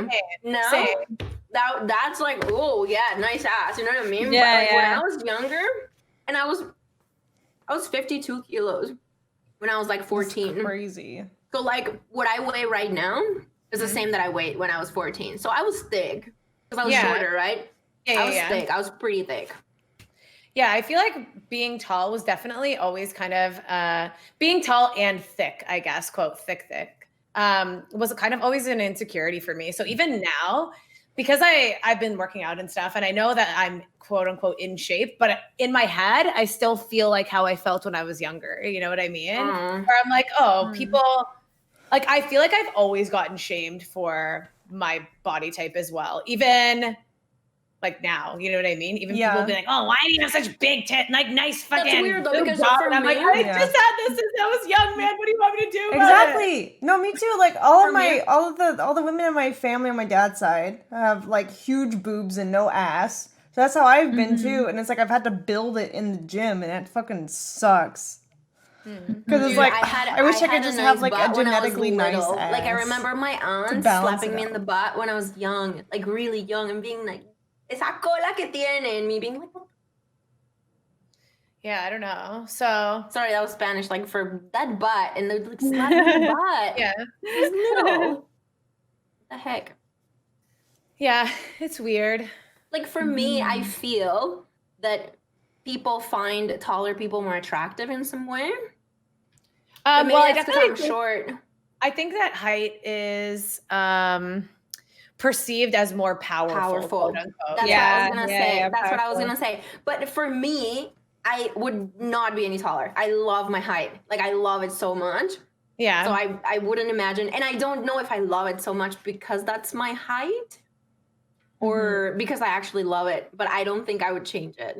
I love being. See me, I want to be squeeze 5'8". myself. I love being able to squeeze myself in tiny places. Like I can sit in an airplane in a thing. I can like crawl. As like a little ball. Just so small. I wouldn't be able to do that.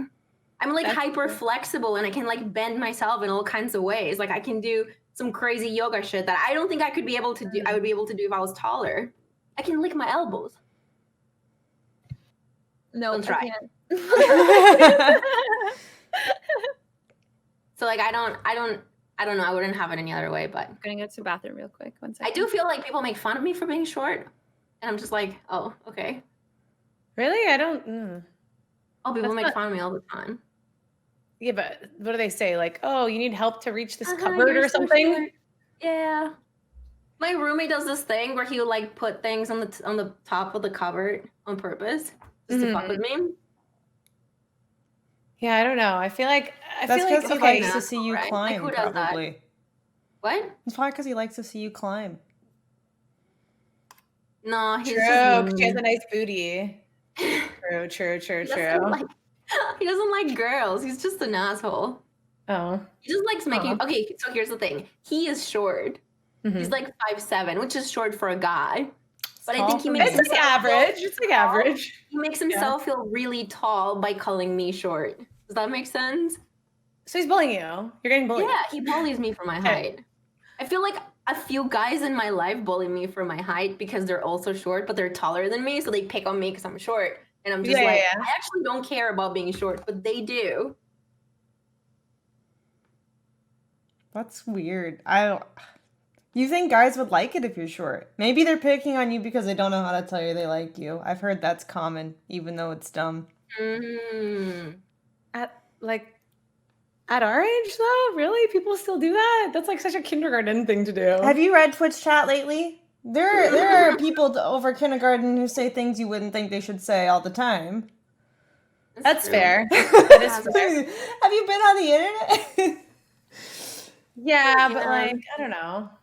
I don't think that people are mean to me because they like me. That's never crossed my mind. I'm just like, oh, these people are mean to me because they don't like me, especially online. I don't think that people. And sadly, that's not true. I get so many messages, guys being like, "You're such a whore and I hate you." Can I fap though? I'm like, so you do like me. You know what's funny? I have like This is so weird. I have a lot of guys who I've like shadow banned on my Instagram for being like really mean. And then they'll be like, I love you. You're so pretty. And I'm just like, what the fuck? What do you mean shadow ban? Like you restrict them or whatever? Yeah. Oh, okay. And then I'm like, so do I unrestrict this person or what? You know what I mean? It's just Yeah. It's just weird. Huh. I don't know. Have Let's to do one see of our it other again. topics, though. Let's see. Oh, have you been on a date before and bailed because it was so bad? No, I've never done that. I've never really been on a date. No. I usually try to just see out the so. date and then like don't talk to them again after that. Yeah, I'm always in long-term relationships, so like I don't go on too many No dates. juicy stories, chat. I tried. No juicy stories from this topic. No, I just feel like that's never happened to me before, where I'm like, ooh, got a jet, and then I like run to the bathroom and leave like that. That's crazy.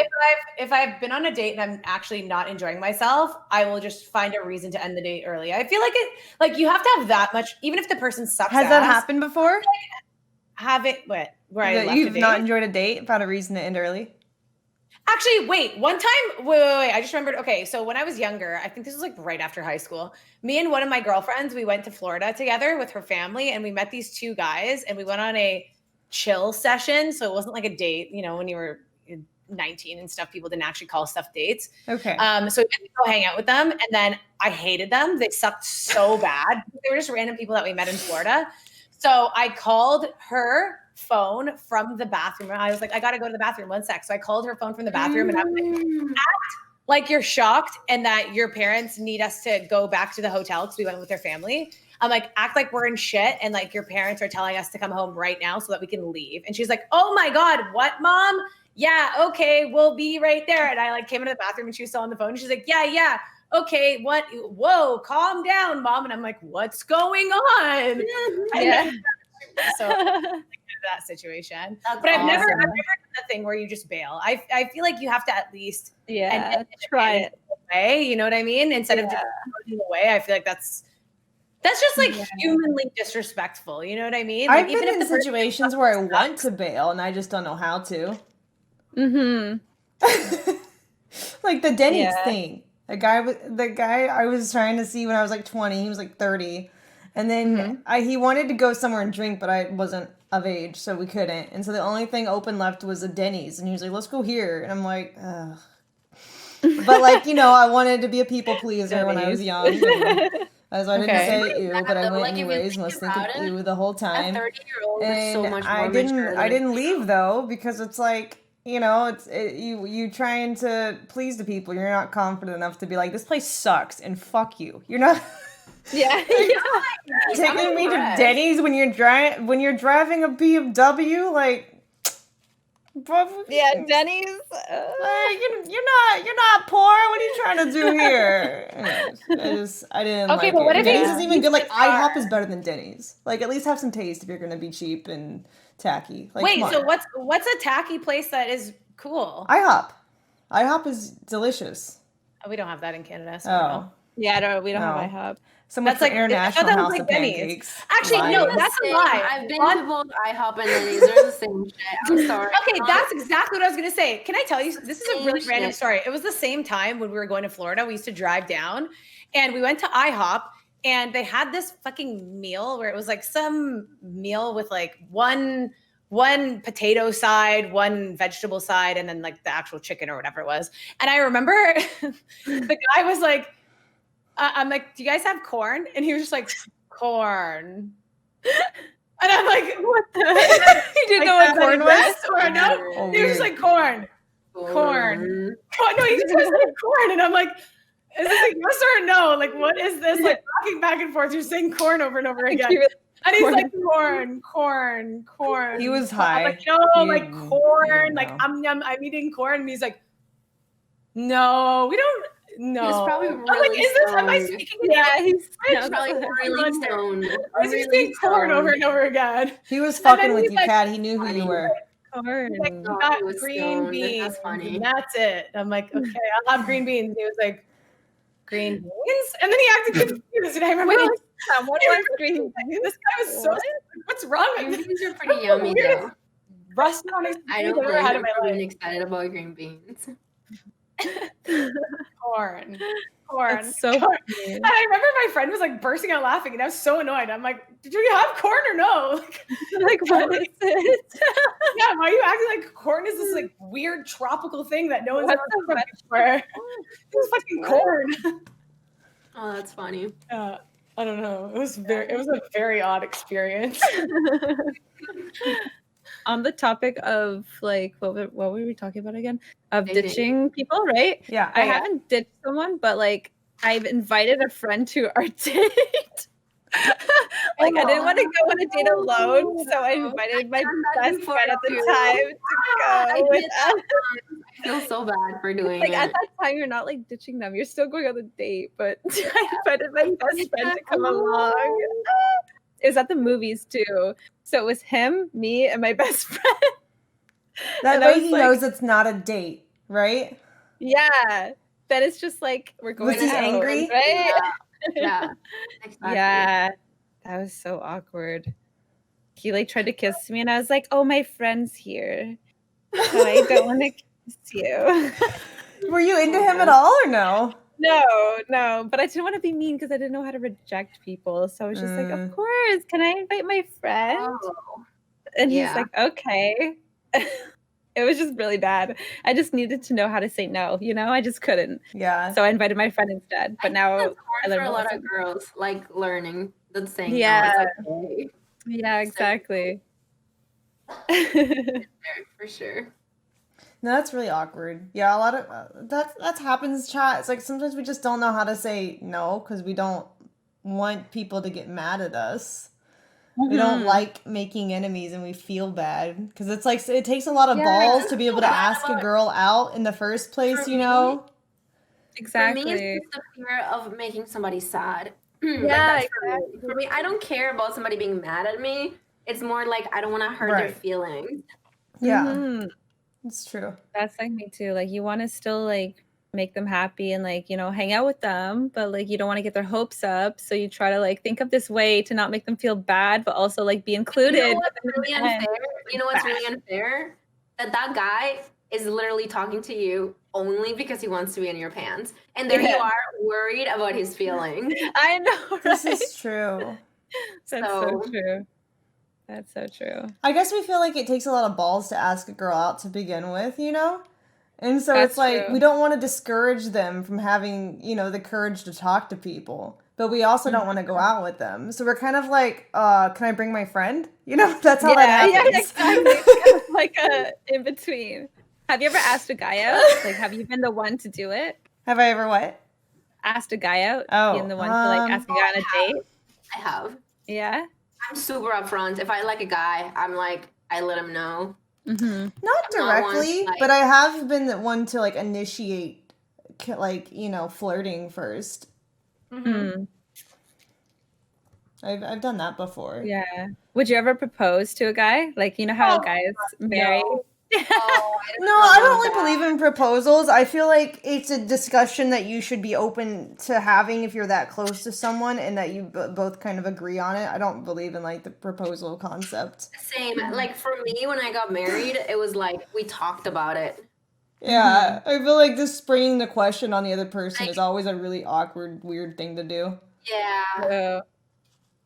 True. I want to be proposed to. I don't know. Obviously, you know you're going to get married. Like, I feel like that's like an equal thing. Mm-hmm. But I feel like I couldn't ask the Like guy. I don't know. there still should be a proposal, but you guys have the conversation like Exactly. hey, Yeah. you Like, get married. Yeah. yeah. You know? Yeah. It has to be an equal Like, thing. for sure. It doesn't just come out of the blue. I mean, Yeah. it does, but I don't think it. I think that's inappropriate. But Yeah. I don't know, maybe I'm weird. I just feel like when I was younger and you think weddings are like the only way to go because that's the only thing you know about as a kid. Like that's what you do when you get married. But when you're older, you realize you don't even have to have one of those. So it's like, true. just save all the money and the stress. It's expensive, right? Yeah. That's true. I agree with you 100%. I wouldn't have a wedding. I would go to Vegas, elope. and then buy a house with the money for the wedding. Yeah, it's like, why would you I don't want to deal with Let's my go on family vacation anyways. instead. Fuck it, Yeah. dude. Yeah. That's true. Yeah, it's so fucking weird. It's like, no, I don't want to pay for that. I feel like the only way that weddings make sense, or if you have a hella rich family and everyone's actually fun to be around, and it's like a big party. But if you have like a family where no one's hating rich each other. and people are kind of like weird champ, then it's like, I don't want to fucking deal with that. I don't know. My family gets along really well, to be honest. But at the same time, like, I wouldn't want to spend a shitload of money for them to have a good time. Yeah, I love right. them and Because all. if like your family's rich, they pay for it. You don't pay for it. So Yeah. yeah. No. Yeah. Yeah, I don't know. I'm not about that. I would rather much have like a discussion. Proposal's never something that I've been like, oh, I've never had like a dream proposal in my mind. I also or, like, wouldn't want a public proposal at all. Huh? Oh my god, I would hate that. I find them so cringe. Which? Like a public proposal. Oh, like at my ball God, games and no. stuff, Public, at sports no. events, and people are like, they're like on the camera, and she like says no and runs away because she's Oh so my God. embarrassed. Wait. What about the ones where like they have the flash mob where like everyone starts dancing and then at the end Oh my it's gosh. like, and then at the end they propose? Like that's so much pressure. You have to say yes. That's so awkward too. It's like you're making her look like an asshole if she says no, but then it's also really awkward later when she's like, "Hey, I know I said yes, but I actually don't want to marry you." Yeah. This idea, and it's probably not true at all, but I always believe that whenever a guy does a really, really public proposal, it means that he's a little insecure, like he's not sure if she's gonna say yes or no. So he's like pushing her to say I yes. feel like some guys love the spectacle event. They just, they don't think about it from like a girl That's how I feel perspective. about it. Oh, really? I think it's the opposite. I feel like they're so like they know that Like, you'll they're say secure yes in it. because they're so they're convinced. They're 100% convinced, or else it'd be so embarrassing if they said no. You know what I mean? Right. That's true. You do have a point. But Like, just yeah, because you're they're involving convinced so doesn't many mean she people is. at that Love point. it. Yeah. Because like imagine being in that situation though, where you like plan this huge entire spectacle, all your friends and family are there, random people are there, it's being videotaped, and then the person says fucking no. That's the most embarrassing thing ever. YouTube. Oh my god. Yeah, and then some random person that's like like fucking filming, that's like walking their dog is like, oh, YouTube or like TikTok, 1 million views in like 1 second. So embarrassing. Their life like ruined. Yeah. Not only does the person say no, but then you're like the laughing stock of the internet. Yeah. Or the girl being like, "Can I talk to you for a second?" Like, yeah. Instead of saying yes or no, they're like, "Can we talk in private? Can we talk in private? Yeah, can we talk about it in private?" Oh, and then you just know you're like, oh, and then the whole crowd is like, oh. She's gonna be like, I can't believe you did this to me. Oh man. How dare you? Yeah. I don't feel about you. I was actually about to break up with you. It's Or, oh my gosh. That's or the if thing that whole too. thing happens and the girl just starts crying and runs away. Oh God, my gosh, that's the it's thing so too. Like, nightmare if the fuel. guy is like scared to be getting broken up with, so he proposes, and she's like in this whole crowd, forced to say yes, but she's like, "Oh my god, I was gonna actually break up with you, and now you're like doing this whole thing." I saw that on YouTube, where he was like very manipulative. So he like proposed to her in public to make her feel bad that she was gonna break up with him. It was like so messed up. This would actually be a really funny game show concept. It'd be kind of shitty, but it'd be funny if they just had like they showed proposals and then they pause it before she answers, and then the chat has to vote on it. It's like, what do you think she's gonna say? Yes or no? The chat has to vote on your friggin' marriage? What the hell? Yes or no? Oh my god. He's like, drama. It'd be fun. Dude. No way. Would you guys ever say you guys met someone online and you like them a lot, would you ever do 90 Day Fiance? Say they lived in another place. Oh my god. Would you guys ever do 90 Day Fiance? I don't know what that is. No. 90 Day Fiance is a show where, like, haven't you ever seen? Oh my god! What's her so name? funny. What was the girl's name? with Big Ed or whatever. Dude, and I would create a bunch of drama just for the where he's like, you're my sunshine or something, and she's like, nah, you know? Yeah. You know, he was Big Ed. He was like a big white guy with like no chin. He's like very short. And then his wife was Big Ed. And then his wife was like this Filipino lady who was really skinny, but she had like weird mannerisms. Rose. She had weird mannerisms where she would respond and she'd be like, he would try to be very like cheesy, but he'd say really cheesy romantic lines, and she would reply like, "What's the line? Like, what is you guys know the line that I'm saying? Like, you're my best day or something." And she goes, "Oh yeah, you're my best view or something." Yes, yeah. Oh, she's like, "Do you like the view?" And he's like, "You're my best view." And she goes, "Me." So would you guys do it? I only started watching at the end when the relationship breaks off, when he's like an asshole to her. There's an episode where he like brings her a toothbrush and he's like, because she's really poor, right? And she's like, I'm poor, but I'm not dirty or something like that. Yeah. He was really mean to her. No, Ammo, there's no way you haven't seen this. It was like super viral. Yeah, he's like, your breath stinks. So he brought her a toothbrush and she's like, I have a toothbrush. You have to think Amouranth literally all day, though. She probably doesn't. No, I don't. I actually miss so many viral things because all I do is like work on my own stuff. No, that's no. Okay, hold on. Big Ed. It's amazing. He looks like this. Like you've definitely seen him before. You have to see the picture. Okay, I posted in the group. He looks like that. There's no way you haven't seen him before. You've not seen Big freaking Ed? Big Ed? No. What? You're missing out in life, girl. Oh my gosh. So true. Funny. You have to like story. That was a story. Yeah, you have to go online and just watch the episode. One day when you're not streaming. One day. I think PewDiePie. Maybe in 2027. He did like a summary on his channel of the episodes. You can catch up on it without having to watch the whole thing. So what is it called? Because I don't have cable, so it's called 90 Day Fiance. Okay, 90 Day Fiance. He does like reacting to 90 Day Fiance or something like that. Yeah. Is there any other reality TV shows that you guys would be on? Like, would you guys do one of those situations where you live in a house with other people or no? I have to admit. Oh, I don't know. Yeah. Ooh. I think I would. Say what you were going to say before. Cool, but I would, but I'd be versed. I love Teen Mom like so much. Okay, Bish, we're way past teens. I think I would be on Naked and Afraid. I followed it since I was younger, and I was like, maybe I should get pregnant and get in the show. Oh my! And now I'm like, okay, no, I don't want kids. Thank God. Would you be on Naked and Afraid? That's the one I would go on. What the heck's Naked and Afraid? It's where you try to you're like surviving in the wild with like a partner and you're naked. Wait, why are you naked? Wait, why are you just naked? You're naked in the woods? I just feel like it would be great advertising, you know, if Amouranth went on Naked and Afraid. Imagine the amount of money I would make. You know what I mean? Like, just naked, just because. Why not? You would also probably die, Amouranth. It'd be so much advertising. I'd be scared of the mosquito bites I'd get in places I wouldn't want to get them. Bite you and you would die. You have to have like a lot of survivability skills. I'm sure it's mostly fake. You know those shows are all fake.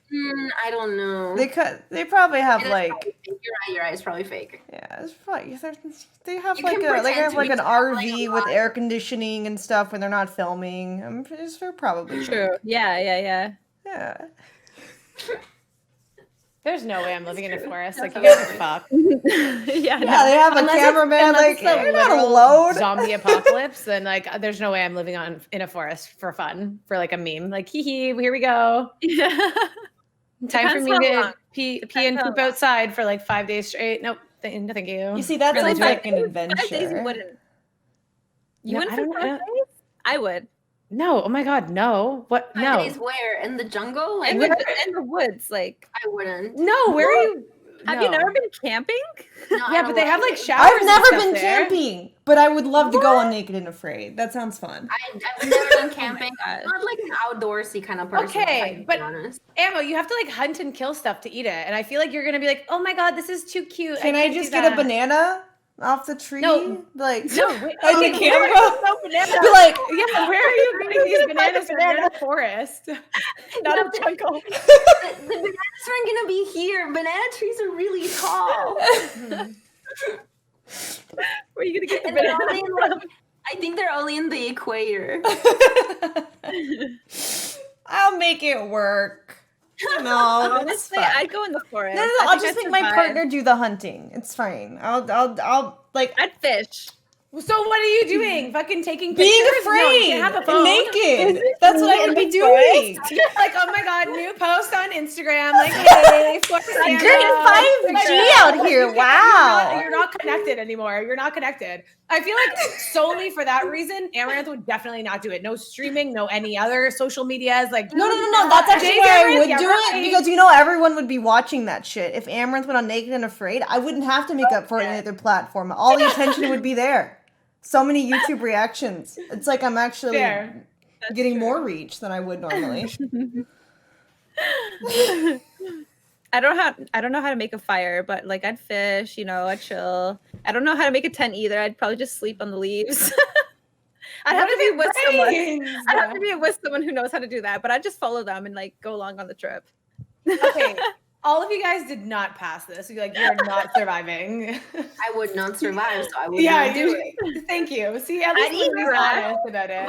Oh, I'm sure they don't let you die.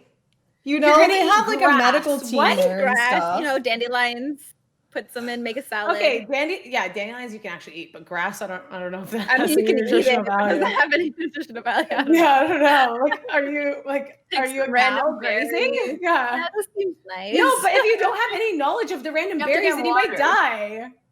You have to I guess find it's water. risky.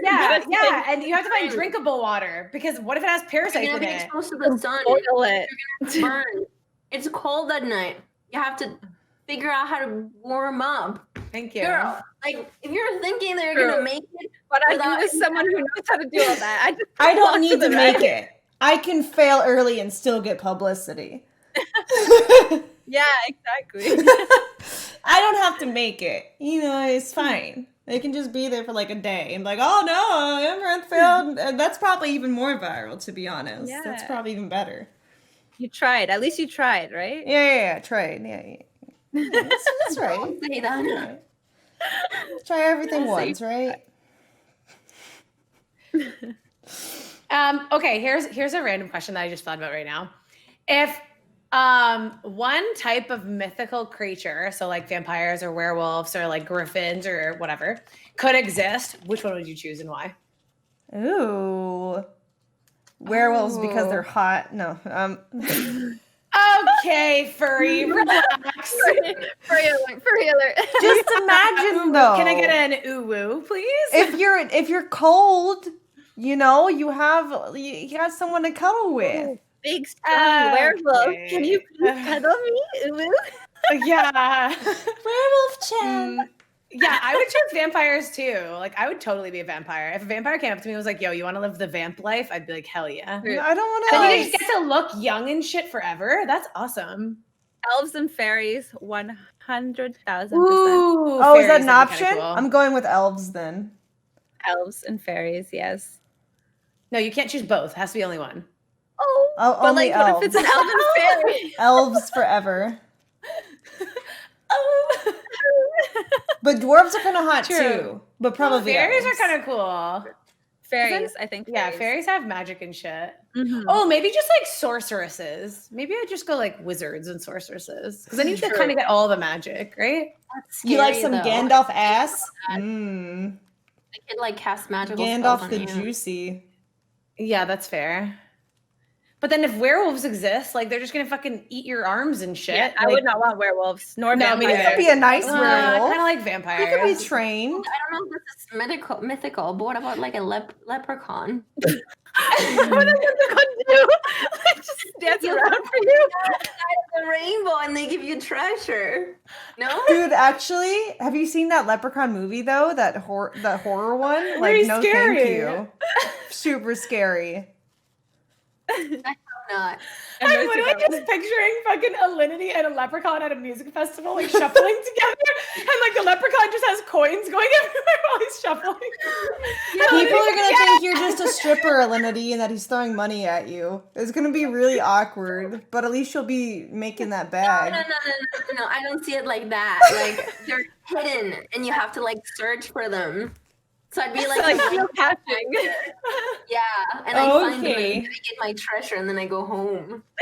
Okay. I don't want to hang out with the leprechauns. Well, I can't get out leprechaun. of my head, like both of them shuffling together. I don't know why. I just find it really funny. Yeah. That's funny. A leprechaun. Can you? Ooh, okay, fine. I'll go back to your question. What was my Would you ever question? date someone with the same name as your ex? Oh, I would. I would. I don't care about that. See, I would do that, but I would never date someone with the same name as my parent. No. Like I just have. can't. You have? Sorry. Yeah, I didn't didn't react like that. him as my dad. I didn't care about that. Mm-mm. He doesn't look That's anything like my dad. What? Mm-mm. Why I is can't that even weird? like. But then No, you could if call I even him find out they have the same Daddy. name, it freaks me out. I don't even call my dad by his name. Like, why would it make me think? Of I know my it's just dad? weird though. It's just ugh. Yeah, no. I don't know. It just weirds It's me just a out. game. I think. Yeah, but that's like funny. then you call like your partner that name all the time, and then say you're having dinner and you're like I don't call actual my dad father. by his name. I call him. Yeah, but dad. like he's obviously gonna look if he hears his name. You know what I mean? No, he won't. Because I'm. But I mean, No, he'd I also can't. look if you say I could Daddy not. and you could be talking to couldn't. your partner, That's so such a you silly know. thing. Ugh, weird. What if you find this guy and he's perfect? He's handsome. He's rich. He's nice. He loves you. You love him. Oh, he has the same name as your dad. Would that Then he's not stop you from perfect. He's not perfect, she That doesn't says. stop you. God. Yeah. It's not perfect. You're I insane. don't know. Well, because like, what are you supposed to do when you're like banging? Say the same name as your parent? Weird. Just Weird, don't weird, say. weird, You weird, say names when you weird, bang? Weird. I've How never do you said say anyone's name when I weird? bang. You've never said someone's name when you bang them? No. What do you just do? Sit there like a silent, I like. don't even Yes, call I am them a if I can dead remember their fish. name. Like I always call them like baby or like something. True. Yeah, Yeah. like pet I names don't are really say their fine. name. It's too formal. Yeah, I don't say their name. It's weird. And then I feel like their mom calling their name. You know? Yeah, that's true. I have like a rash all over my body and I can't figure out what it is. You have a what? A rash. Oh. Yeah. I have a bunch A of rash. allergies. So I think I Allergies, it yeah. must be like a soap or like a I'm allergic to laundry detergent, to like liquid. Oh, It's yeah, just you said probably that. some- Yeah. Mm-hmm. That's what I told my mom one time when I had a hickey. I told her it was a rash. Are you sure it's not the same No, thing, Elena? it's a rash. Oh, I got a rash. It's all over, like it's all over my back and then yes, like on rash. my side. Oh my god, I thought you were talking about fucking hickeys, and I was like, wow, you got a hickey on your back? That's really weird. Like, what were you doing? Back stuff. Like, okay, cool. That's funny. There's another one. I'm sure we have some more. Let's see. Okay.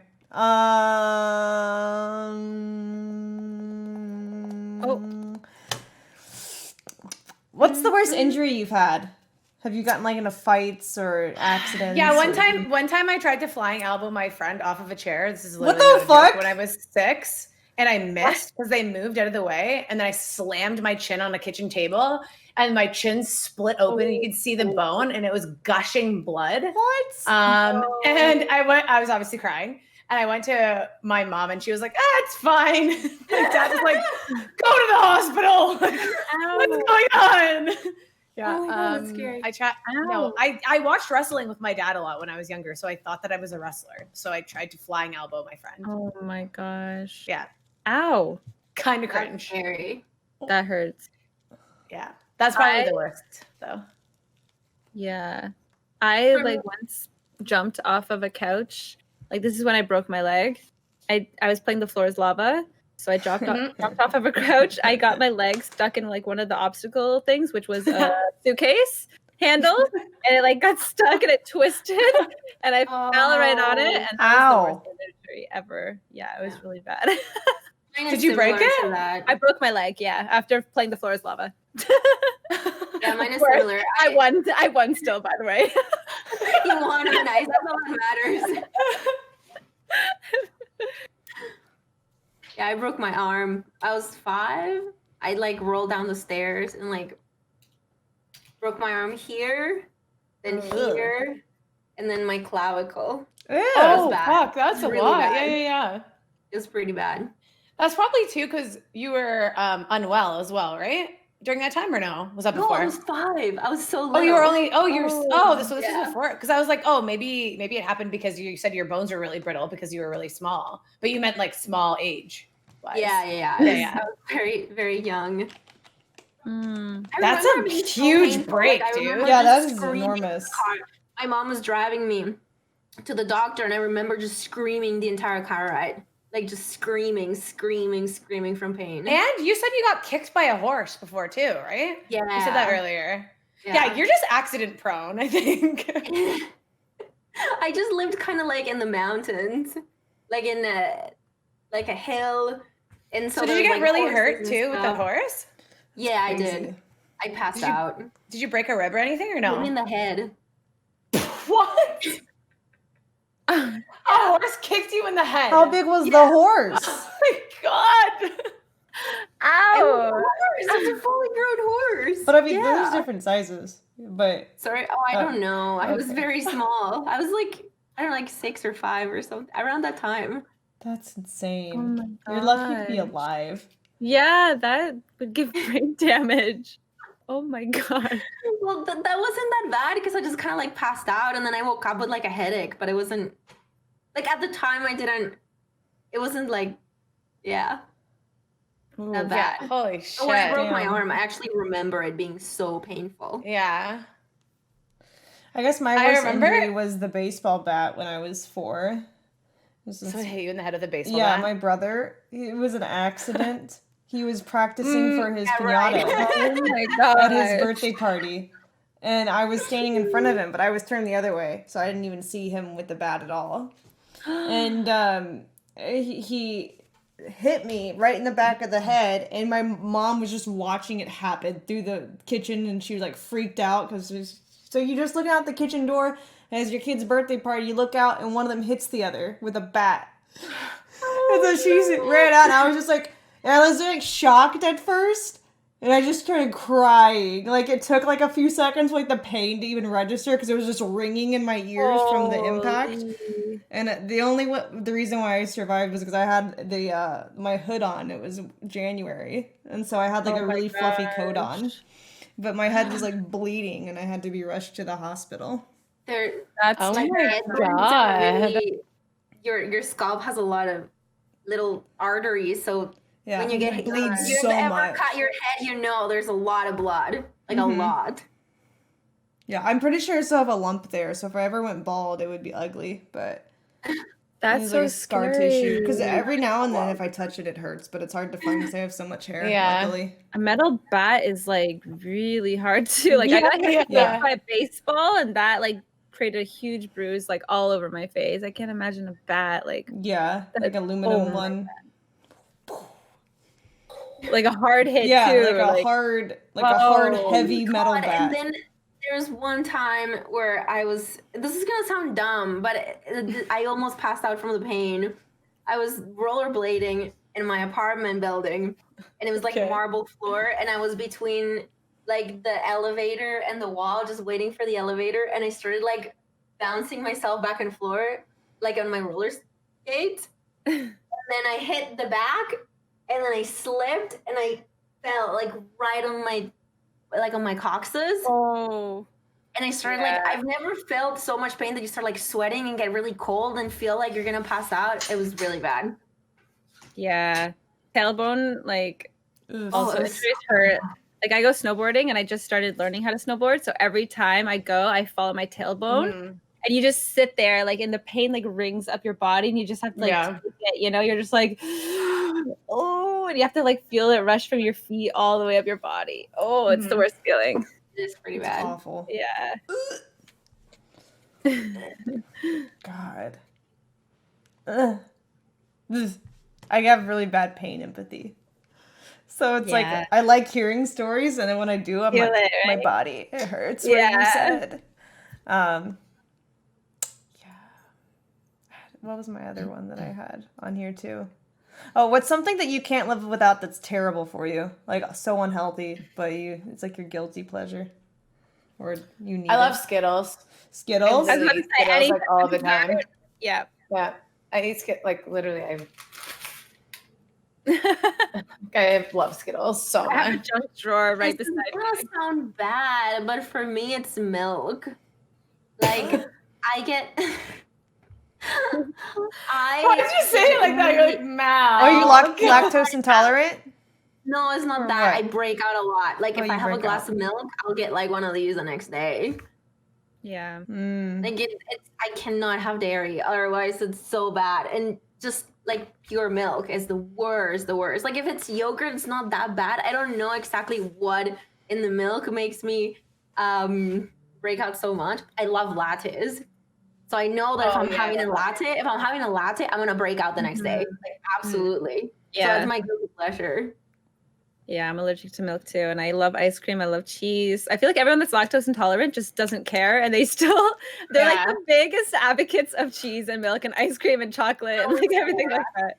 Sour cream. Sour cream. I like cream cheese. See, I've never been anything that's like thick and creamy and white except for ice cream and whipped cream, but everything else is gross.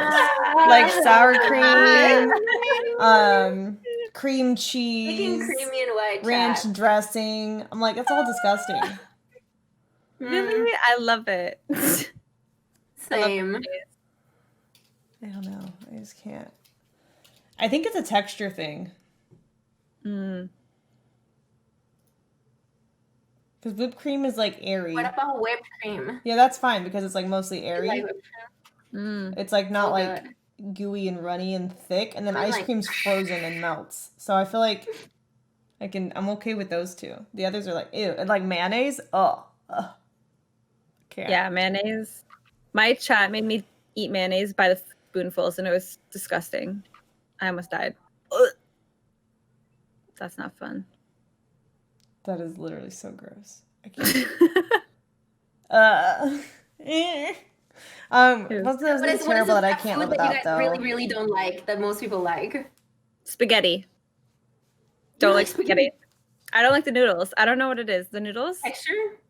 Yeah, I don't know. Something I really don't like that most people like. For what? Spaghetti? You don't like spaghetti noodles? No, I don't like spaghetti noodles. I could eat pasta like penne, bow tie. That's fine. Whenever it's spaghetti noodles, nope. Can't do it. Same with hard tacos. Hard taco shells, soft tacos, good. Hard tacos, no. I can't do it. So what was the question? What's a food that like you like that everyone else doesn't? Most people like that you don't like. I hate cilantro. Like I hate cilantro. So it's fucking horrific. What else do I hate? No, it tastes like garbage water, doo-doo shit. Like it literally tastes like fucking diarrhea. I don't like it, but I don't hate it. I also really hate pickled ginger. Like, if you go get sushi and like the pickled ginger that you get on the side. Like, I don't like it either. I hate sniff it. I hate sniff it because I can eat it all. Smell. Like it actually makes me gag. So every time I go to sushi, I smell it to remind myself how much I hate it. What else do I really not like? I don't like wasabi. I love wasabi. I love wasabi. Oh, it's so good. Too spicy. I love spicy food. Me too. It's so good. Oh, spice I like. I love spice, actually. I really like habaneros. Habaneros are chef's kiss. I feel like there's something else. Like there's one other flavor or something that I really hate.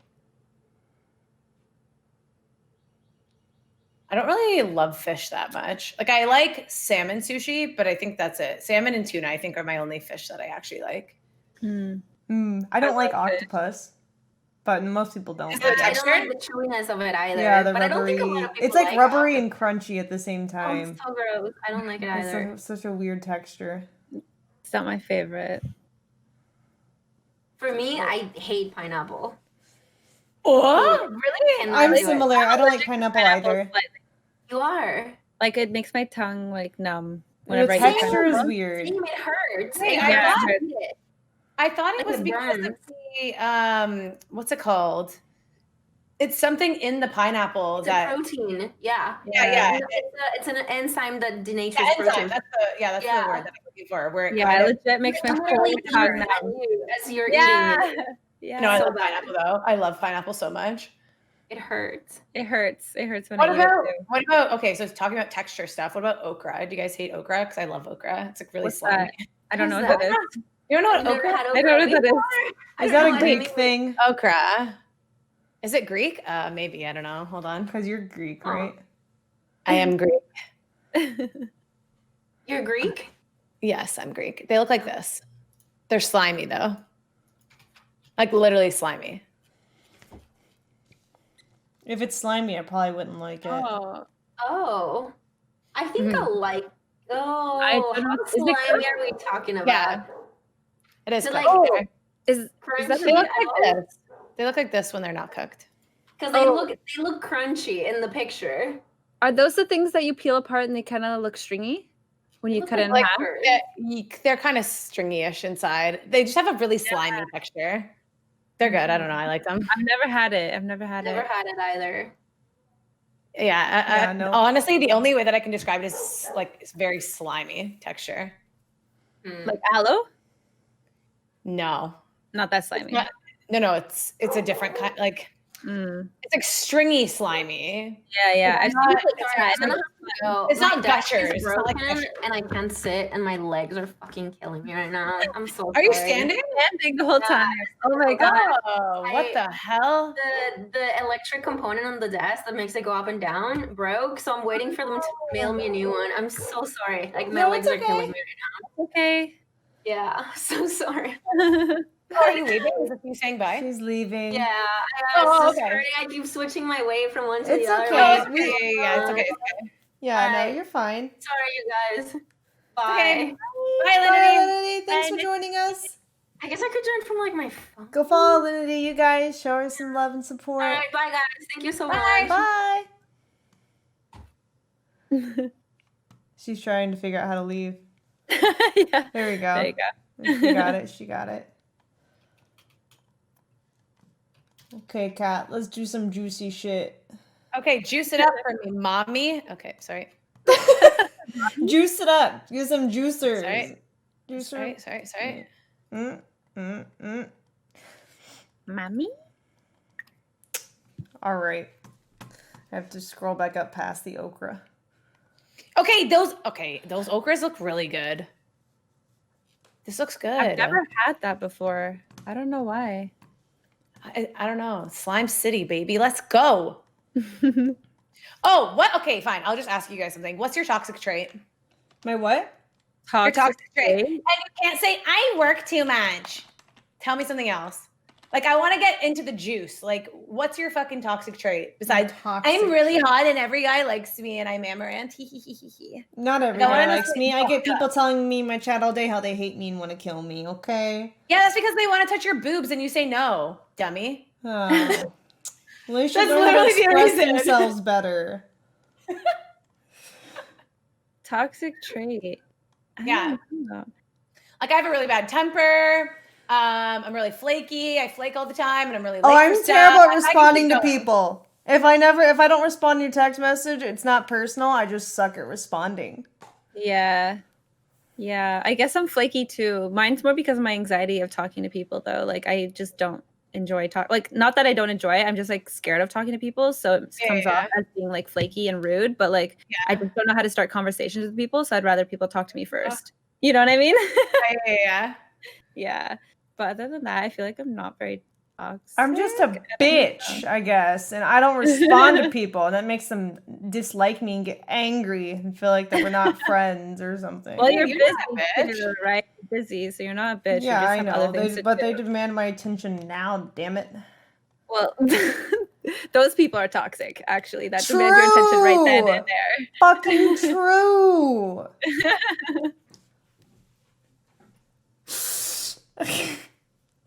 Okay, so I'm bad at responding. What was your toxic trait? I have so many. Oh. I get really angry really easily. I'm bad at responding. I don't respond to DMs. I'm flaky. I'm judgmental. What else? You are so flaky. That's so true. Yeah, I'm really flaky. Really? See, are you flaky? Yeah, literally, even my chat's like, oh my god, Kat doesn't reply. Ask Ammo. Like these are my actual friends, and like I don't reply to them either. That's true. But I don't mind because I also feel like don't every time you reply. reply to me. So you're nice to me, Kat. Yeah, but you don't demand my attention either. You like message me once a week, and I'm like, I'm flaky too, so it works because we're both exactly. I think that's why you're like, whatever, you reply, because eventually. Hopefully sometime I'll get around to replying. If not, then like whatever. But see, I think that's the thing too, because even if I don't reply, you'll just be like, whatever. Or like we'll carry on the conversation. You know what I mean? Yeah. Or some people are like, excuse me, like, hello. I've done that to Amouranth before too. Yeah. I've pulled that on Emma before, being like, hello, I messaged you last week and you didn't reply. She did. But I waited a week. I waited 1 full week. There you go. Mm-hmm. That's fine. I'm trying to think. What else? Serious deal breakers. I'm pretty jealous. You're jealous? Why? Yeah. Of like other girls? Or I don't know. About like everything, I guess. Really? Yeah. I'm very like I'm trying to work on that though. Like, give an example. Oh, like weird. Okay, so one of my girlfriends, her man always like cuddles the girlfriends, like her female friends. What the fuck? No, weird. It's weird to me. Why? Are they in an open relationship though? Because that's like, different. No, they're not in an open relationship. Yeah, in public, and they'll be like, like cuddling. I'm like, look, that's fucking weird. No, thank you. That's okay. Yeah, I kind of agree with that. I don't like too much like PDA. Like, you know, I don't like make out in public and do that type of stuff. Well, I'm confused. Are you saying that he cuddles her or her girlfriends? No, her girlfriends, and like she cuddles his guy friends, but they're not in a relationship. That's different. Weird. That's even weirder. I'd be really jealous about that. I'd be like, first of all, I'd be jealous, but it would be a jealousy that turns me off. It wouldn't be like, I'm jealous and I want to snag you back. You're my babe. Like, mwah. I'd be like, ew, I hate you. He's on her like friends. Yes. And she's on his friends. Yeah, and they like just cuddle. It's fucking weird. No, that's weird. That's what I thought. That's weird. Are they European? No, they're Canadian. They're Canadian. Yeah, I don't know. I think I'm more of a jealous person too, but I've never really experienced it too much because like most of the people I'm with haven't like been like that, you know, been on other people. But like I feel like if my boyfriend were to do that, I'd be jealous. You know, I'd be like, okay, can you not be on other girls? You know what I'd be jealous of if my boyfriend was watching other streamers and donating to them, and then if I was like, I want to go out, and then he was like, oh, sorry, I spent all my money on this girl's OnlyFans, I'd be like, what the fuck? Yeah. That's when I would be mad. You know what I mean? Yeah. Yeah. I would be so angry. But would you I get those messages sometimes from girls, and I totally get it, even though it's not my fault. They'll be like, my boyfriend keeps, like, he's following you, and, like, he's on your OnlyFans, and he's on your Patreon, and he's, like, spending so much money on you. I just want you to, like, block him. And I'm like, I don't even know who your boyfriend is, girl. Like... Yeah, I've gotten it too. They're like, sorry for the message, but, like, my boyfriend follows you, and he, like, loves you. Can you block him? And I'm like... what? Yeah. I think that's an issue between you two, not me. Like, I would get where that they're bother coming you from. if- It's just so awkward. Like, and you're like, my question is like, then why are you with him if he's doing that to you? Yeah, exactly. Fucking Would that be something weird. that bothers you if you found out that your boyfriend was subscribing to someone else's OnlyFans and stuff? Yes. That would bother me too. Yeah. Yes, that would bother me. Yeah. That would definitely bother me. Yeah. 100%. It's so weird. Yeah. No, I wouldn't like that. Same. So I think I'd be jealous in that sense too. But if some other girl was just like staring at him or like complimenting him or trying to flirt him all and he wasn't returning, I wouldn't care. If he was like ignoring her, it's fine. So if you saw another girl trying to get with your boyfriend, would that make you annoyed? I guess it depends on how the person responds, right? Like how your partner responds to that situation. Yeah, Because if they're just like, well, like get away from me, it wouldn't be an issue. But if they're starting to entertain it, that would piss me off too. Right. Yeah. Yeah, exactly. Same. Mm-hmm. Exactly. What about having an OnlyFans while in a relationship? What would you do to that? Would I do that? Yeah. Fuck yeah. Yeah. I guess it would have to be like a conversation between both of you, right? Like you Yeah. Well, basically, if he's not, supportive of it, I'd be like, well, yeah, that is how I make money. So unless you're fucking, yeah, rich enough for both of us, you can take your opinion and show it up your ass and just trust your partner. How about that? For me, I feel like it's if you're already in that field of work previous to starting the relationship. Exactly. Yeah. I feel like that's something that your partner has to deal with when they get to know you. But I think if you're starting it at that point, and you're not in that field of work, then I think it's going to be something that you would have to bring up in the relationship. Like any kind of job change. To see if that person would be career change if you're already in a committed relationship, that's something you discuss with the other person. Yeah. Yeah. That makes sense.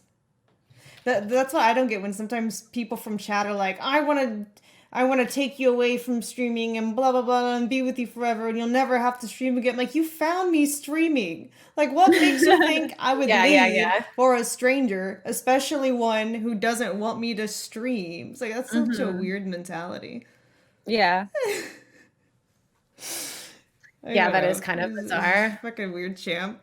Red flags. Because I feel like, especially in some of the weird messages streams that we do with me and you, Ammo, I feel like some people think that you're only streaming because like you have to, quote unquote, and maybe that you're in like a bad situation rather than like this is what you want to do. Yeah, it's so crazy.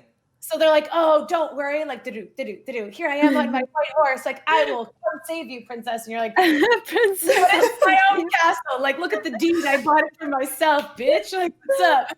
And they're like, oh, no, so weird. Yeah, they like think that some kind of like, oh, poor like you. you're trapped or something. Like, what do you mean, poor me? I get to fucking make my own schedule. I get to have work from anywhere in the world that I want to, even my own home. And it's like a fucking great thing. And they're like, oh, this is terrible. I'm like, no, you just don't like that other guys interact with me. And that makes you a toxic weirdo. Yeah. Like, but honestly, okay, for me, again, I'm a jealous person. So I'm very honest about this kind of thing. I feel like I would not be strong enough, quote unquote, to be with someone in that industry. I just couldn't do it.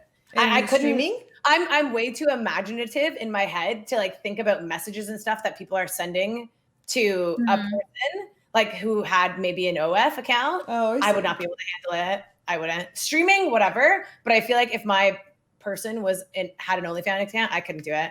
I'm way too like, ugh. Yeah. I don't know. I think I'm on the edge. I'm not sure. I think it's fine. Because it's like, as long as they're not like, leading people on in the messages, they can be polite. That's fine. Yeah. But as long as they're not like, oh yeah, I do want to hook up and like weird shit like that. Yeah, I think as long as you have open communication, then it's fine. And you're kind of like together in on it. Then okay, yeah. Oh yeah, chat's like you have trust issues. No, I definitely do. She's like 100%. I know. Mine's like you're so non-confrontational. I'm like, I know. And I view it the same way as like if you're with an attractive person, yes, people are gonna try to hit on them in public and online. Like even if they're not, an influencer. Yeah. Like it's the same thing. Yeah. That's why I just don't date anyone instead. Well, there you go. Easy. Much easier. Can't have trust issues if you don't fucking date anyone. Big brain, baby. True. Big brain. Yeah. That's why. Yeah, I don't know. I just feel like because I guess of my like past relationships where I have been cheated on and stuff before, I'm just like, it's a boundary for me. I just can't. True. That makes sense. Yeah. My chat's like, can't have trust issues if you just don't trust anyone. Have you ever walked in? What made you have trust issues? In the trust room. Like, can we talk about those? Have you ever walked in on your partner, like, hooking up with someone else? Thankfully not. Oh, I have. I got a phone call saying that, like, this was like a long time ago, that my ex-boyfriend was hooking up with my best friend. And then I was like, got a phone call? Yeah. From who? They're like, from another friend, that my best friend and my boyfriend were hooking up. And then I confronted my boyfriend. He's like, no, they're lying. And then I just broke up with him. I didn't know if it was a lie or not, but like probably No, not. they're lying is a shitty response to that kind of thing. Exactly, yeah. So they probably were. He's like, no, they're lying. Yeah, no, It's like, they're lying. Like, don't trust them, trust me. And I'm like, so I just broke up with them anyways. And they're I was gonna say, if you got like a tip from chat, they just want to fuck you. But if it was from your real life friend, then he probably was. Then it's like different, because that's weird. It was a lie. I never walked in though, because I would probably go crazy. I would just probably really ugly cry, like Kim Kardashian ugly cry. Oh, no. I would ugly cry too, but when I walked in on it, I was like so angry that I just couldn't produce tears. I was like fuming. Oh my God. Yeah. Oh yeah, because that kind of happened to you. I wouldn't know how to react. Exactly. Yeah. That happened to you, no? Yeah, Emma? I did. Like kind of. Yeah, I walked in on I didn't see him. exactly, but it was like it was one of my best friends at the time. We were staying at a hotel for a convention. At a con, I walked in on them because they were going back to the hotel way too much. I was kind of suspicious because I'm like, there's no way this motherfucker keeps losing his badge 4 times a day, and they go alone together to look for it. I'm like, this is weird. And so I went back, and she was on top of him. She was in her lingerie. He had his shirt off, and they were like, she was shrouded over him on the bed. And when I opened the door, she hopped off like a cat pouncing into the air. And they didn't really know what to say. And I was like, okay. And so I got all my stuff, and I went and stayed at a different friend's hotel. Oh my God. Honestly, so I've never cheated on anyone in my entire life. See, chat's like, you have trust issues, but I'm a loyal ass bitch. So like, just a heads up. But like, damn, to get into that position, like you gotta have some real ass balls to be at a fucking convention in another place, staying in a hotel with your partner, and then leave them 4 times a day to hook up with their friend. Yeah. Like that's like the balls on that bitch. Wow, on both of them. Yeah, for sure. Especially when I have a card key to the hotel too, and a car. That's insane. I'm like, this is weird. And so I got like the rest of our friend group, and I was like, let's go check, because I feel like he's not losing his badge. Something is going on. Did you go alone, or did you go with people? Yeah. It was I got like 3 of my friends, and I put them in the car, and we all went over there. And it was like, holy shit. And then after that, the story starts unraveling, where it's like, this has been going on for a while. And so I called her boyfriend, because she was in a relationship too, my friend who was the other bitch. And I called her boyfriend, told him about it, and he was heartbroken. And it's just like so shitty. And he couldn't even be there because he was serving in the military. And so it's like he's like fighting for the country, and his girlfriend is cheating at home. It's like, what the fuck? And I guess because she was like cheating at home, she thought that no one would ever find out she was away, right? Yeah. It's insane. That is super yuck. Yeah. It was just a mess. And then looking back on it now, like, I don't care anymore, because I'd rather know who's a toxic asshole to cut out of my life, both friend and relationship.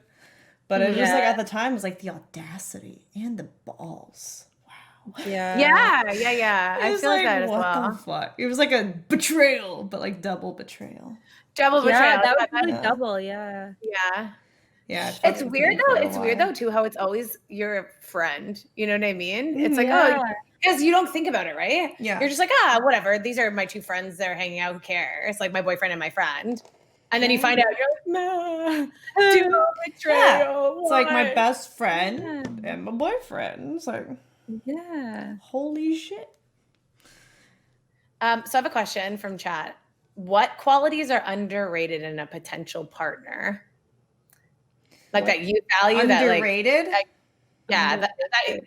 I guess qualities that you really value about someone else that maybe aren't the typical like, oh, they're not a liar and they're loyal and underrated. You know? Not being fucking horny all the time. Completely underrated trait. You know, so sometimes we don't all want to just fuck. Okay. Yeah, being able to do other activities besides getting drunk and banging. Yes. That is 100% very true and real. I'm so glad that you brought that up because that is actually something that I feel like I've had an issue with. You've been horny all the time? No, communicating. Where I feel like I don't want to hang out with my partner sometimes because I feel like I will be pressured to bang them. And I'm like, well, sometimes I just feel like don't want to, but I don't want to say no either because I don't want them to feel rejected. Oh no, right? I've had that before. Yeah. No, I've been pressured. It'd be like, can I have a blowjob? Like, and my ex, and I would be like, no, I don't really want to. I don't feel like it. I'm constantly pressuring to the point where it's like, at that point, sometimes I just like, I'm like, ugh, fine. And then like, I feel terrible that I gave in, you know? It's like, that's a shitty feeling when you're like, I wish people would just be okay when I say no. You know, it's like, like that. It's like that, because I feel like it's feeling to just like not have someone who just wants to fuck all the time is so underrated, you know? I agree because so for me, it was always a lose-lose situation too. Cause it was like, okay, you can either proceed to bang them, even though you don't want to, and you're just kind of doing it out of like guilt, I guess. It's like they're not forcing you, but you also start to feel bad because they keep asking and like, please, it would make me really happy. I just want to feel good, blah. And then you feel bad for denying their pleasure. You know what I mean? Toxic. That's toxic. So toxic. Yeah. And then on the other hand, if you say no, then they feel bad about themselves and like, oh, you don't think I'm hot or like, blah, blah, blah. What's wrong? Does my dick smell? It's like, no, it's not. I mean, yes, but that's not the problem. If someone say, does my dick smell? That's a you thing only, buddy. It's definitely not the go-to.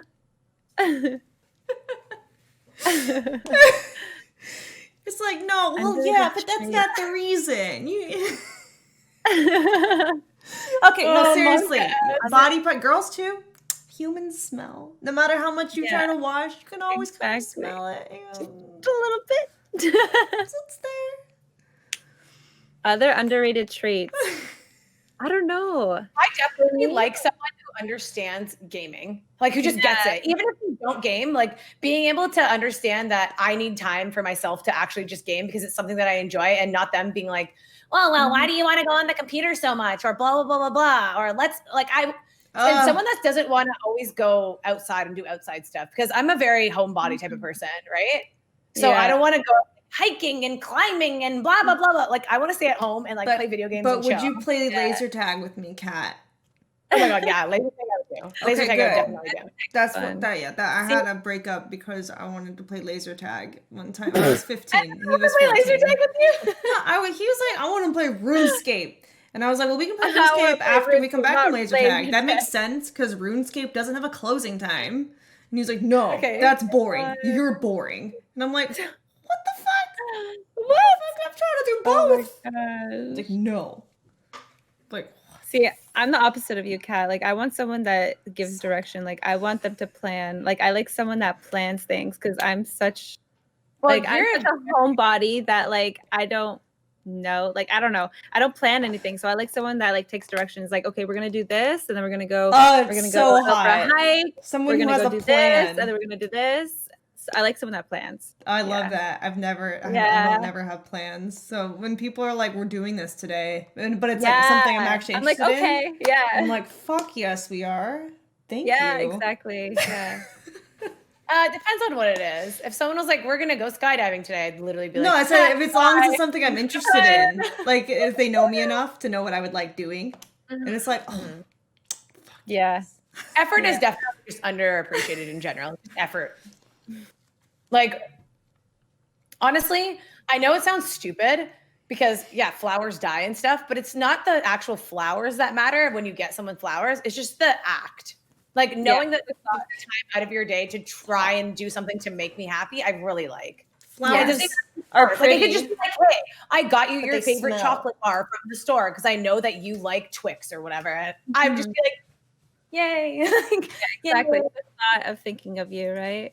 If it's something small, like I like being like treated like a princess, you know, like I like to be like, you know, treated well, and I like to treat the person well as well, right? So it's appreciating each other and like knowing the small things that like makes them happy and like shows appreciation of them. Yeah.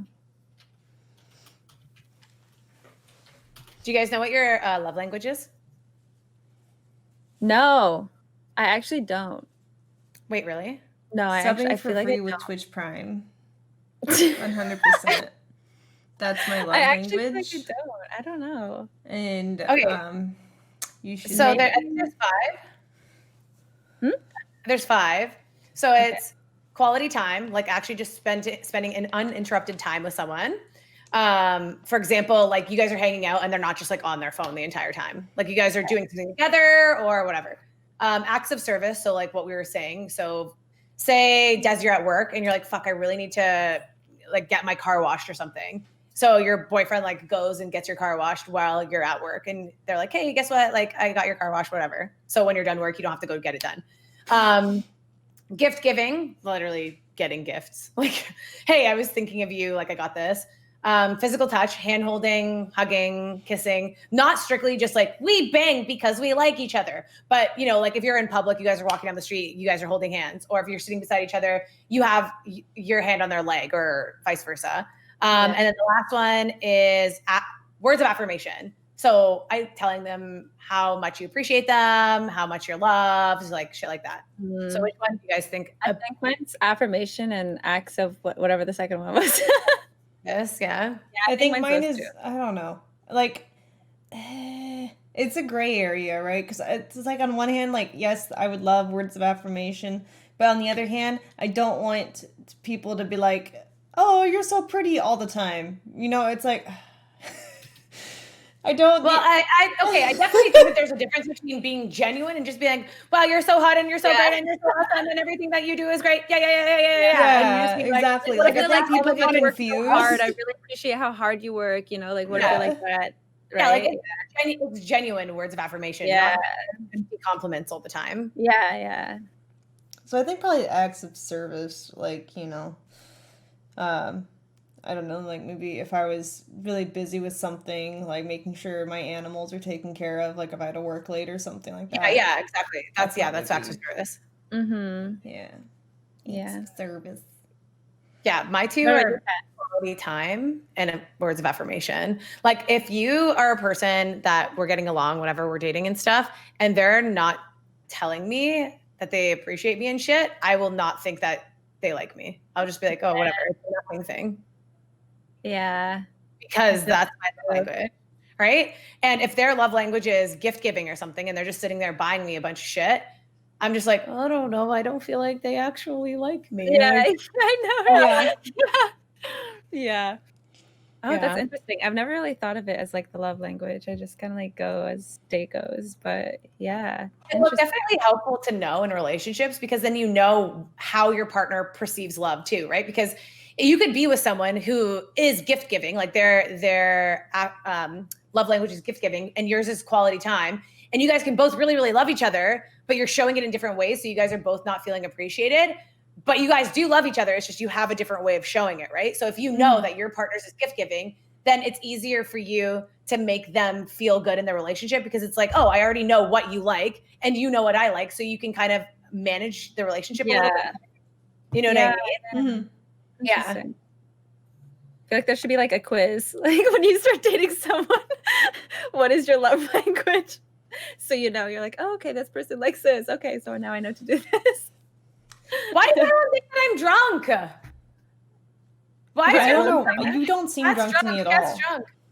I don't know. I'm just talking normally. Chat's, I don't know. Chat's weird sometimes. Let's see. Let me scroll to where we were. Did we do all my questions? I don't remember. No, I don't think so. Why am I drunk? I haven't drank in months. I literally, do you want to know what I had yesterday? My friend was moving. One of my best friends is moving to BC on Monday. And I literally bought 0% alcohol from the grocery store because I'm not drinking. Yeah. Isn't that It just was water? a 0% Radler. Oh. 0% alcohol. Why? Isn't Why that did you just buy water? 0%? Why wouldn't you just buy like? I don't know because I wanted. I don't know. I wanted to have something that like tastes kind of alcohol-y, but I just don't really want to drink that much anymore. Yeah, fair.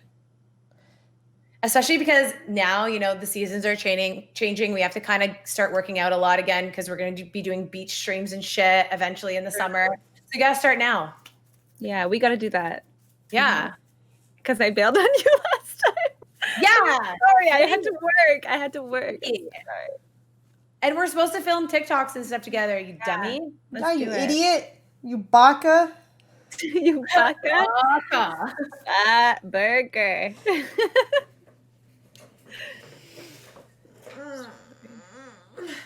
Yeah, I don't know. I just feel like, okay, so I guess maybe because like I've partied a lot since I was younger. I've kind of always drank. So during quarantine, because I think I've seen 4 people the entirety of quarantine, like my 4 friends, and that's it. So I feel like I just didn't have any types of situations to drink that often in. So I went like 5 months without drinking, which was kind of like the longest since I was able to drink, LOL. Really? Yeah. And it definitely has lowered my anxiety and stuff too. So that's why I'm also trying to just not do it as much, you know? Mm-hmm. Yeah, that's good. Yeah. I just do it for special occasions like holidays or today. Yeah, you're today. You're like, I had to. I'm like, you know what? I need a couple glasses of wine. You know, I'm a nervous type of person, so it gets me like loosened up a little I less should have had shy. alcohol today. I didn't, and I feel like I'm more expressive when I have alcohol. I did like a workout earlier today. Mm. You're a healthy girl today. Yeah. That's not you on Sundays. Usually Sundays your chill day, right? Yeah. Usually. Yeah. Okay, I think I'm gonna go make dinner and stuff. Yeah, that's fine. We can wrap up. My food just came too, so it's fine. Poke bowl? That's fun. I don't Thank know. you for having me. Did you not get a poke bowl again on Sunday? I don't even know. I just tell my assistant I need food, and she brings me whatever. So. Oh gosh, that's amazing. It's always a surprise. That's amazing. Okay. Bye, guys. Thank you so much for having me. Thanks for hanging out with me. Nice Everyone meeting go follow you. Dessyy and Kat on Twitch, Instagram, Twitter, TikTok. Bye. Bye. Bye. Love you. Okay. See you later.